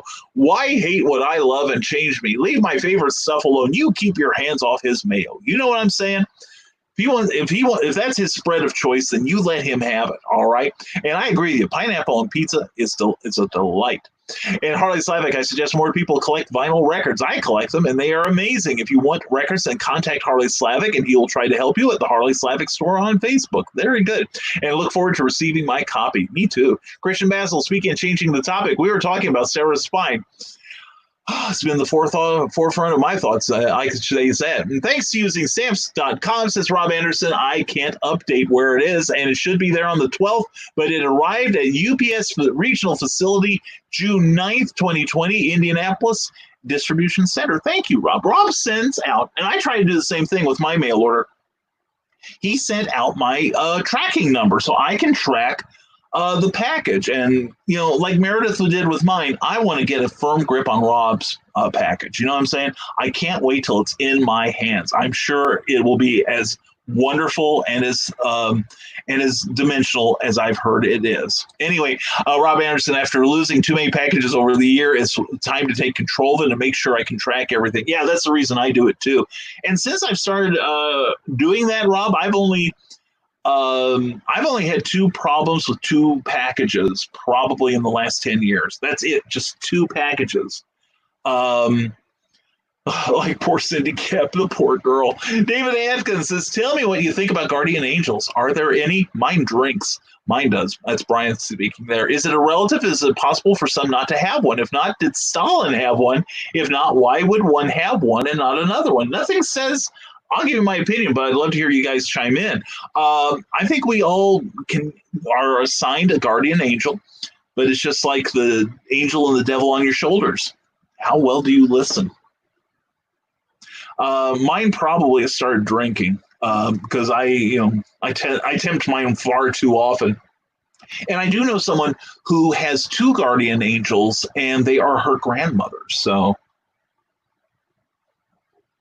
So anyway, I say I believe, but I'd love to hear what you all have to say about it. Depending on how you vote in Illinois, your vote doesn't matter because of Chicago. F. Chi-Town, says Eric Hawkins. Yeah, that's why, Indiana may be marginally better, but it's still better. So you want me to start house hunting for you and your wife, Eric? Just let me know. Wouldn't you be closer to your children too? Of course, and I trust that's the selling point. Deanne Malcolm, this is the first time I have registered to vote. Well, Welcome to the voting public. TBH all this time, and I just have had the thought that I couldn't make a difference, and everyone who gets elected is going to screw up anyway. No hate, please. Now's the time to step up and be heard. Exactly, and Deanne, that's the beautiful thing. When you are in the polling booth, it's just between you and God. You can tell anyone who you voted for, or you can tell no one. I don't tell anyone. The only person I tell is Cookie, who I vote for. I rarely tell anyone who I voted for. And I do say, and when I do tell you, it's to prove, it's because I want to make a point. For instance, the last presidential election, I didn't like any of the presidential candidates. I really didn't. I had two people who were more the same. One person who turned out totally unqualified for the job, and then another person who was. I'd love to have a beer with him, but I sure don't want him running anything. And I voted for the guy who I'd want to have a beer with simply because I wanted his party on the ballot next time in Indiana. He was the Libertarian candidate. And, I am relieved he didn't get in. I still say we should have gone on autopilot the last 4 years. Anyway, and to many 8 out of 500 packages, but that was enough. I hear you. And I've only had, you've had 8, I've had 2. Of course, I don't do as much mail order as you do. I take back 3 packages. And one of those was because the other person didn't go, he had it dropped off at a mail spot and he didn't pick it up. And I told him, go to your post office and get it. And he's like, well, and it was one I didn't get a tracking number for. And he's like, oh, I'll get around to it eventually. Well, by the time he got around to it, he's like, well, it's not here. I don't understand. And by then I got it. And a day later, I got it back. And I said, if I mail it out and get a tracking number, will you go get it? And he goes, well, I don't have time to go to the post office all the time. It's like, you get one package and you wanted it, so. Anyway, Rob Anderson says, holding anyone accountable for something said over a year ago means you do not believe in personal growth. And if you do not believe in growth, then you aren't worth listening to. High five me, brother. High five me on that one. Seriously. And there she is, Cindy Kep. Howdy, y'all. Wow, Cindy, how are you? Animal Eye, a brand new release from Bear Publications. Go to bearpublications.com or contact Cindy Kep at CKOEPP.com, where you can also subscribe to her free monthly newsletter because it's awesome, and so is she. Rick Bradley says, I was so ticked when everyone went off on James Gunn. I've been following him since his Trauma days, and he has changed immensely. He's a really great guy that has matured a ton. Yeah, a ton. See, now there you go. That's it. The quality of forgiveness. It's hard to use it too often.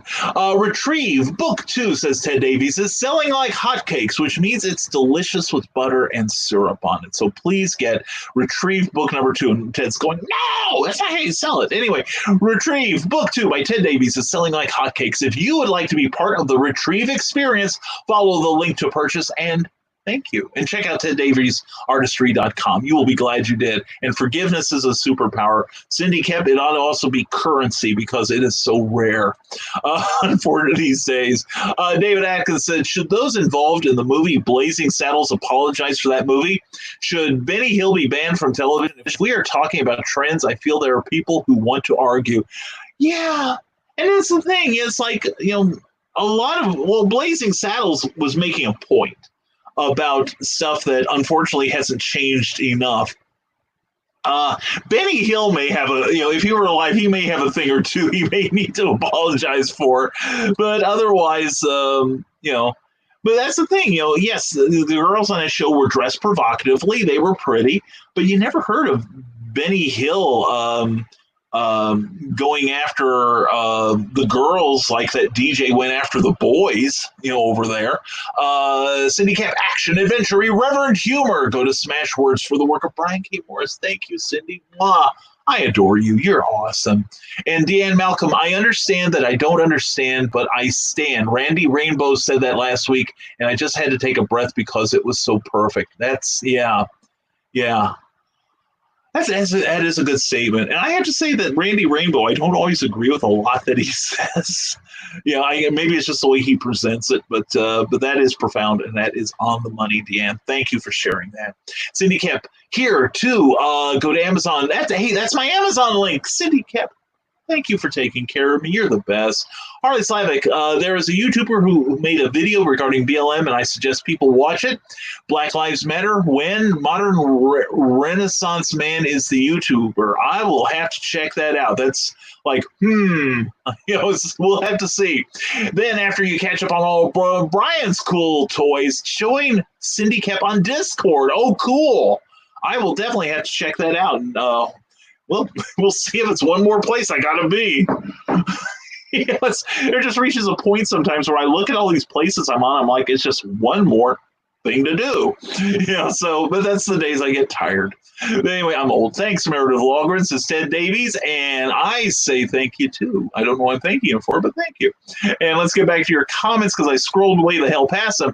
And would you mind, Nevermorians, please subscribe to her podcast for Wild One Forever. Seriously, it is a great, great podcast. I've listened to several of them. And she starts out the day with a dose of positivity.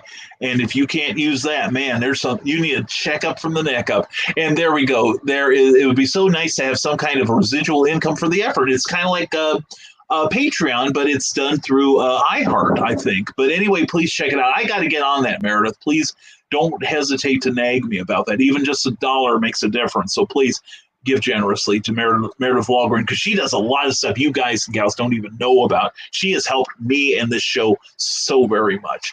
And Harley Slavic, once all of this calms down, we will donate to the animal shelter like we planned. Very cool. My company probably will hire troubled youths at some point to help them mature and keep them from prison or being a repeat offender. We'll probably be years before we can do this. Yeah, but it's a goal worth working for, Harley. That is great. That is super great. Cindy Kemp, while I was teaching, I had a kid take a swing at me. The crowd was too dense for me to dodge, and ducking would have meant someone else got hit. So I caught the kid's hand and dropped into a crouch, pulling him with me, and was told that was an unacceptable response. You cannot know how much happier I am now that I'm out of teaching. I can imagine teaching. Both my parents were in it, and some of my best friends have been in it and are still in it. And it's one of those professions where, like a policeman, you don't hear about someone. You rarely hear about someone who's doing it well. But if you do one thing wrong, everybody knows about it, and everybody's got to tell you about it. And last night's Clever Title Pending was fantastic. Cindy Kemp, thank you so much, and thank you for your great question. Thank you, all of you, for participating last night. I wasn't sure how, I'm rarely sure how you guys and gals will like the show. I'm so insecure, but I had a great time hosting it, and my guests had a good time and said they would love to come back because you guys were so awesome, rather. And thank you, Cindy Kemp, for that. I appreciate that. I'm really happy with the way Clever Title Pending's moving these days. I really am. And to change the subject, says Rick Bradley, who is excited for the new Bill and Ted movie? I know I am. What do you mean? Yeah, seriously, I think it's going to be fantastic. I'm beyond excited for a new Bill and Ted movie. I really am. I love the original two movies. I love the cartoons that came out because after that. And the thing is, they had Keanu and Alex actually voicing the characters. I don't think George Carlin did. For Rufus. I can't remember who played that. Someone will look it up, I know. So anyway, and out of break until I see next week's go Facebook to Facebook's Sarnart 76 for some fantastic vintage cartooniness. Then go sign up for the Rising Tide newsletter. The hidden video link was hilarious. I'm glad you liked it, Cindy. Cindy, have a great day. Thank you for spending your break with us, and I hope you have an amazing day. You are amazing. All right, never forget that. Christian Basil, I understand cops getting some changes in their handling of situations, but nothing on the looters, rioters, and sadly now murders. What does that say about us as society? Well, it proves that, oh God, I'm blanking out on the theorem, but somebody was visited by extraterrestrials. And, part of what he was saying was he gave many reasons, but one of them was, what if they know about us and don't want to get in contact with us? And I understand that. And Christian Basil said, Brian said, spread of choice, drink. I wondered if you'd catch that, brother. Keeping you hydrated. Keeping you... No, I'm not going to say it. And David Atkins, I miss my 1945 turntable in Dad's basement. Had a ton of records. Many were highly valuable. Old waltz bands, jazz, 1920s swing songs. Where can I get another one? Maybe stuck with YouTube. Well, at least you've got it there. And I see grounds in my coffee, so we're going to... I think I drank some. I think I rewarmed yesterday's coffee, but anyway, but yeah, YouTube's a pretty good place to find old music. In fact, some stuff that you might not find out otherwise. I found one song. I can't remember his real name, but he recorded. He's a big singer pop singer in England. And he produced a couple of singles in the late 60s under the name of Shannon. And it's a really sprightly song called Abergavenny. And I loved it. I think I still got the 45 somewhere. But I found it on YouTube. And I found also I'm a big fan of a group called Ultravox. They started out as kind of like a punk synthesizer band in the late 70s. And then they lost, then their lead singer left and they replaced him with Midge Ure, who is the co-writer and co-producer of Do They Know It's Christmas? And he's had quite a successful solo career of his own. But anyway, in the early 70s, when they were working up their way, they were hired to do 2 songs for, of all things, a British porn movie. No dinosaurs, though. And one was a rock, kind of rock pop / punkish version of Ain't Misbehavin' by Fats Waller. And I found it on YouTube. And I found the B-side of the single on there, too. That has been quite the education. And, hey, Kelly Sean Bocock, my guardian is Odin. Well, thank goodness. At least you got somebody we can rely on. His one eye watches us all, Kelly. Hope you're having a great morning so far. Glad you spoke up so I can say hello to you. And Christian Basil, my guardian angel, is the biggest pervert on the planet. Imagine that. And when she farts, the Star Spangled Banner, it's held in the utmost regard. I am sure it is. I can see the reverence with which you hold it. Anyway, David Atkins says there was over 60 records in the turntable cabinet. I had to crank it and never crank it too far because sad when the music starts to slow, but sounded great. Yeah, I love that old stuff. I really do. I'm glad that at least some of it has gotten digitized. And I had a couple of, I found them at an old flea market in East Central or West Central Indiana. Like back in the 70s, and let's just put it this way, I can't tell you the names because they were, even back then, they were incredibly racist, terrible things, and I could barely hear them because they'd been left out in a barn for like about 50 years by that time. And I took it home and actually tried to play it. I think I destroyed my diamond needle with it, and the only parts I could make out were the really racist parts. It was a horrifying thing. Rick Bradley says, my guardian angel has PTSD from watching over me. Mine's given up. Mine is just given up on everything. You know what I'm saying? And anyway, let me get back to your comments. I just scroll past a whole bunch, and I do want to talk to this lady here. It's author Michaela J. Mwah, glad to see you, Michaela.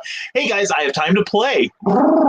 My work truck needs repair, so while I have downtime, check out Warrior's Secret at barnesandnoble.com. Check out that book by Michaela J. And also, we plugged this earlier. I just happen to have it here.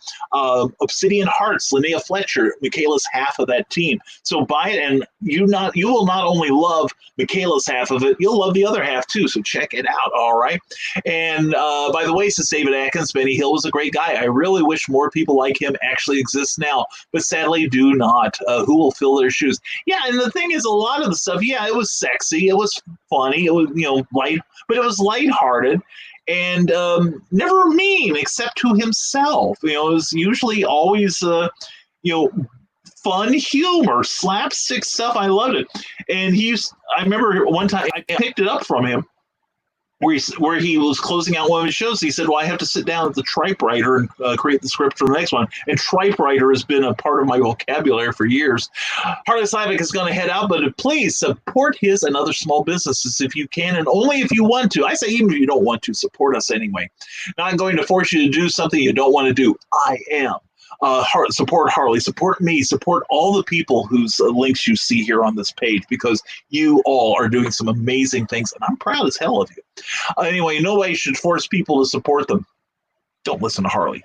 He's delirious. Anyway, take care, and please check out Harley Slavic's store on Facebook. Also, if you need anything for your pop culture collectible needs, check out Harley. Write him at harleyslavic@gmail.com. Harley, love you, man. Hope you have a great day. And oh no, says Eric Hawkins, just saw a tweet with 2 pictures of Michael Jackson, one in the 70s and one in his later years, and the person being upset that Michael Jackson had dressed in blackface in his youth. Obviously a joke, or is it? Oh, dear God. You know, the thing is, you're right. You can't be sure anymore. It's just like the person. This was back in the late 70s. Somebody came. I was working in the comic shop one Saturday morning. We had just opened the door, and he literally came running in. And I knew he loved, old music. And he's like, but he's fairly young. Of course, I'm in my early 20s by the time, and he was still a teenager. He comes running and goes, "Oh my God, Brian! Did you know Paul McCartney of Wings was in another group before that?" Yeah. And then we took time out of our busy day to mock his ignorance. But anyway, as well we should. And George Carlin didn't voice because he's not alive. Looking forward to the new Bill and Ted movie. Sarah, he was alive at that time. This is like right after the movie, and George is, recently dead. I think he was. I think he had like other commitments with his stand-up, but now he'd have a hard time doing it. Man, I miss George Carlin. I really do. And Joe McKeel says, I was wishing the movie would be about Ted being a retired super CIA agent turned hitman coming back to save Bill from a gang of Colombian drug lords. And me, I'm thinking, that I was thinking like. Ted, Alex Winter could be, like a computer hacker, and Keanu would be this guy that offers him these 2 pills, and tells him, are you tired of being a human battery? Stop. Stop trying to hit me and hit me. George Carlin did voice Rufus in the cartoons as Tyrone Twain Reed Jr. That's not what I remembered. I could be wrong. I guess I am. Anyway, I apologize for that. But I didn't think he did. What am I thinking of that he should have voiced but didn't? Maybe I'm thinking of Clerks or something, but I know there was something where he played the character in the movie and he did not voice it in a subsequent cartoon. Anyway, Tyrone, thank you for correcting me on that. And if you want to see Tyrone correct me on more things that I obviously don't know anything about, and I'm willing to admit it, come join us on this coming Tuesday on the 16th of June at 8 p.m. on Clever Title Pending. That's 8 p.m. Eastern, 7 Central, where he and I, along with Kathy Jackson and David Atkins, are going to discuss inspirational writing and how faith influences or may not influence our creativity. Please join us. And I miss George Carlin. I do too, Rick. I mean, I still grab one of his specials on YouTube and play that when I'm feeling down. I love his observations. And vinyl is making a comeback, so very cool to those with old records. Sarah, I've still got like 3 milk crates full of my old LPs, and I don't know how many 45s. And that's something that needs to make a comeback. It's the 45, I tell you. And hello, my beautiful family. What? Nothing for me, Brian Wenslaw? What the hell? Anyway, Brian, good to have you here. Hope you're having a great morning so far. Rick Bradley says, I'm loving the fan theory that John Wick is an alternative universe where Ted went to military school. Oh, yeah, there we go. Now we're talking. John B. Pica, you can get a vintage-style turntable at Walmart and Target. Yeah, I've got one that's kind of a 1940s model. It's got like an old-time radio inside, except it's AM and FM, but I love it. It gives great sound. We put it in our basement when I'm down there sorting. And Brian, you were referring to Robbie Williams. Oh, okay. No, I think Robbie Williams took it from Benny Hill, because Benny Hill had it before I ever heard of Robbie Williams. I could be wrong again, John. I could be wrong again. But anyway, Robbie Williams, that's who I sold The Ego Has Landed. So I am willing to give credit. And Reels and Heels is now using StreamYard. Excellent, Brian. Hope you like it, man. I like StreamYard. It's, OBS has its uses, and I will be using it today for some projects. But for the most part, I'm loving StreamYard. I find it very versatile and more so than Zoom. I've been on Zoom once, and I'm like, what's the big deal? It doesn't speak to me.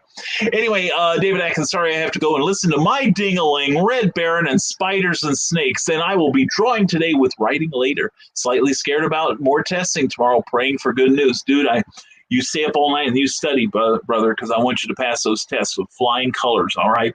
And yeah, and good luck with your ding-a-ling. And all that stuff. And I love Jim Stafford, by the way. In fact, I saw something really funny from an old Smothers Brothers show he did. Anyway, David, have a great day, brother. You can keep us posted, all right? Robbie Williams from Take That, says Brian Wensloff. Yep, I remember Robbie Williams. I like Robbie Williams' music. I really do. And have fun listening to your ding-a-ling, David, says Sarah. Take a drink, hun. And Christian Bassel says Doctor Who reference. David Warner played a Russian doctor who liked Ultravox in the Cold War. I'm a Kraftwerk 80s guy.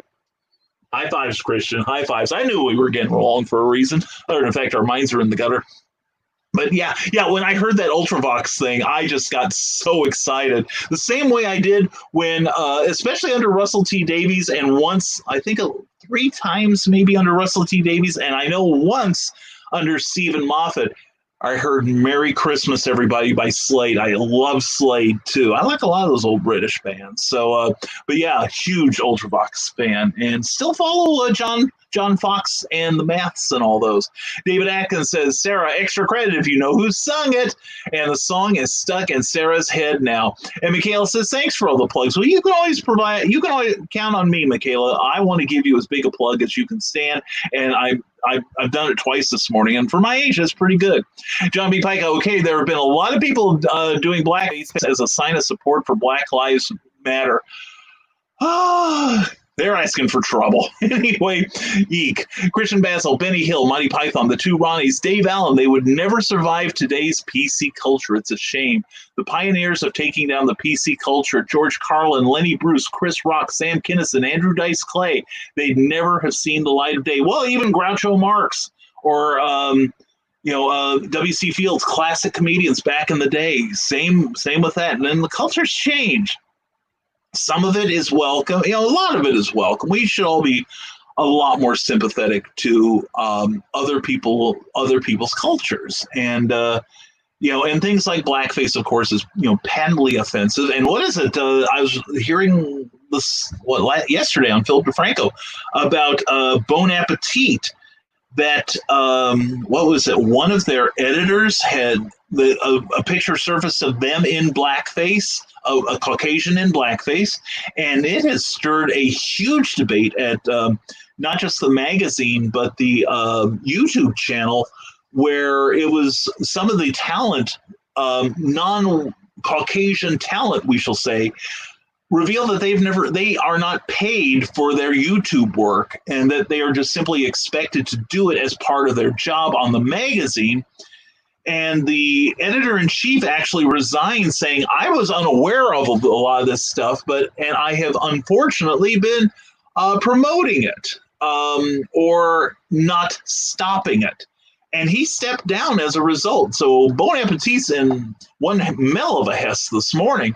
Brian Wensloff says Reels and Heels upcoming schedule, June 13th, Mortal Kombat and martial arts in film. June 20th, comics and graphic novel adaptations. July 4th, WWF Attitude Era.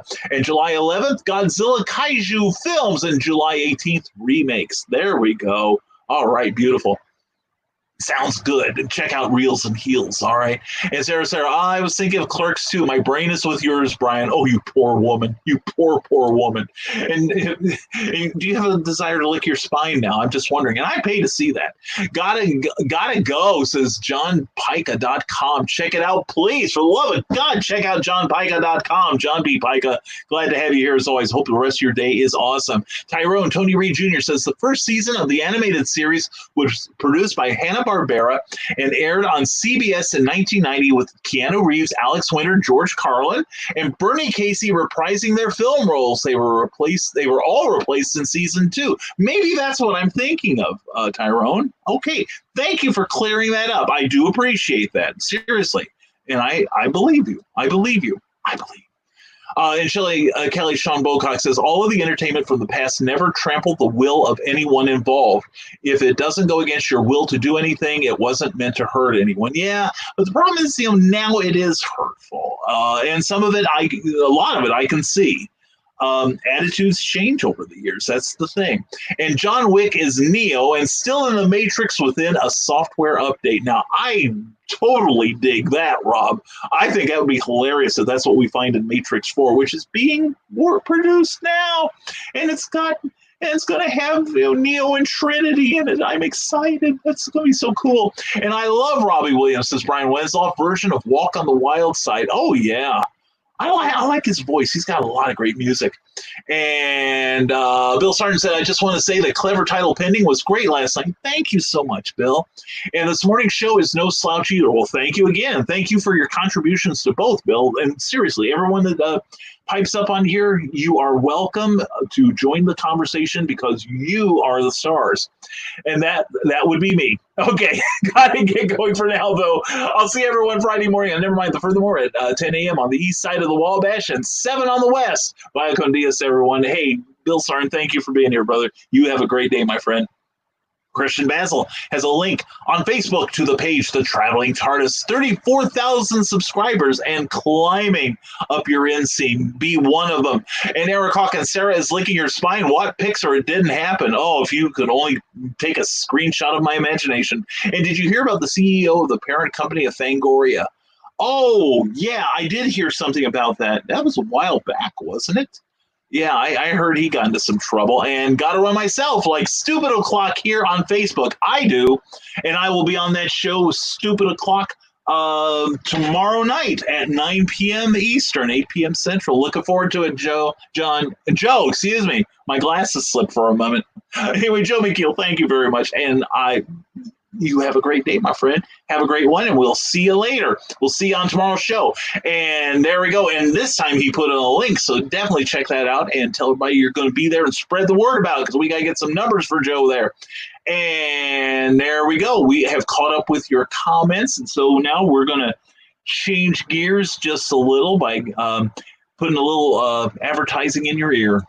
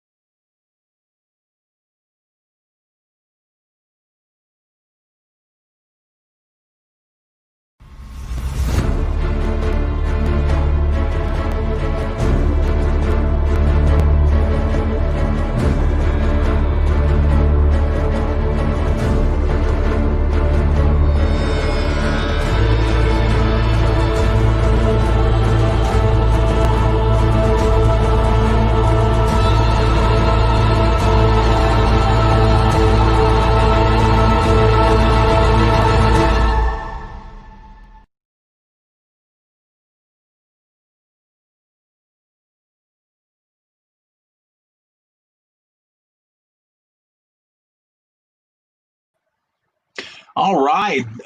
That was a good book. I've read it. I like it.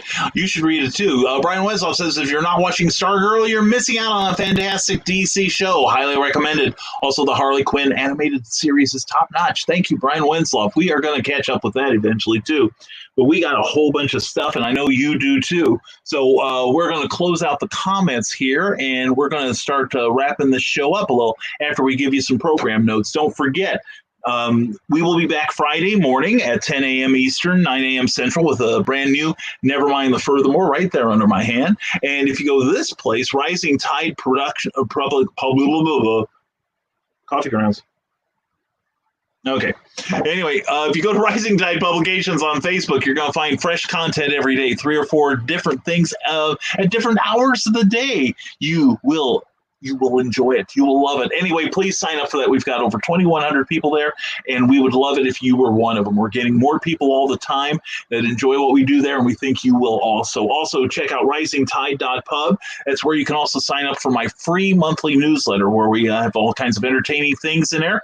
Not just trying to sell you on stuff, although we do have a special going on right now. If you were a subscriber, you would know all about it. We were giving a discount on some of our books. And they would be autographed copies. But anyway, please sign up for my monthly newsletter. It is free, and we're glad to do it for you. Also, don't forget at 6 p.m. tonight on Comics Cubed in Kokomo, Sean D. Hilton will have another wonderful sale with his trusty sidekick, Ed. And they will be selling not just new issues from DC and Marvel, they will also be selling toys, as well as back issues and trade paperbacks and all kinds of comic booky goodness that you'll want to check out. It's a fantastic, fun show. That is going to be at 6 p.m. tonight, Eastern Time, 5 p.m. Central, and it usually lasts till about 8:30-ish Eastern Time. And so please check it out. It's a fantastic show, and you will dig it. So anyway, that's what we've got going. Don't forget also tomorrow night we will be on the Joe McKeel's show. And let's see, I want to make sure I get that. Yes, Stupid O'Clock. I'm gonna have to write that down. Stupid O'Clock.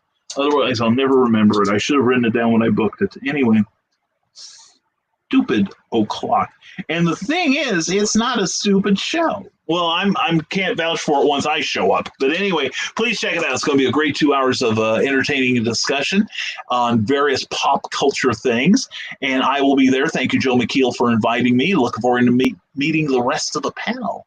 And anyway, we're going to have fun. It's at 9 p.m. tomorrow night. And check out the Stupid O'Clock page on Facebook and give that a like if you would, please. Also, don't forget to please subscribe to my YouTube channel. We are at 72 subscribers. We'd love to get that magic 100 before the end of June. So please sign up. We're going to be putting all kinds of cool stuff on there that you will definitely enjoy. All right. And don't forget also on Tuesday nights, this coming Tuesday, on Clever Title Pending, check out the latest show we did last night. We talked about writing for the gaming industry with Dan Smith and Dave Woodrum. A lot of great conversation there. You're sure to learn something really cool. And also inspirational writing will be the subject this coming Tuesday. We are going to have special guests Kathy Jackson, Tyrone Tony Reed Jr., and David Atkins. It's going to be a great discussion, and we look forward to your participation. So anyway, folks, we are going to get the heck out of here because we got stuff to do too. And hope you all have a fantastic Wednesday. Enjoy your hump day, and take care of each other because right now we've got to. I don't think we can get through this alone.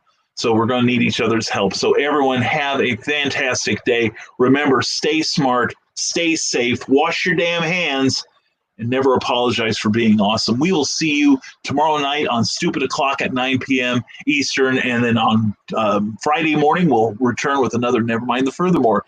So this is Brian K. Morris signing off. Have an excellent day, everyone. And try to stay cool and dry. Okay? It's important. Now comes the part where we throw our heads back and laugh. Ready? Ready!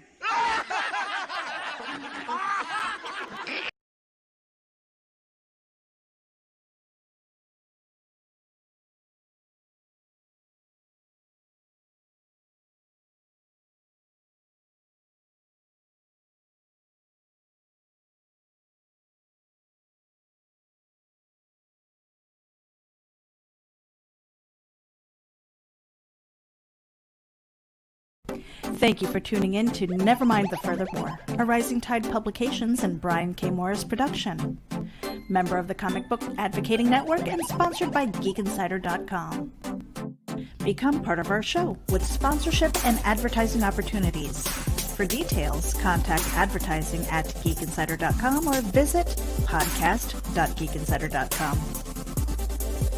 The Geek Insider podcast is available on your favorite app, so please hit the follow button and share it out to your friends. Because if you don't, you might have to turn in your geek card.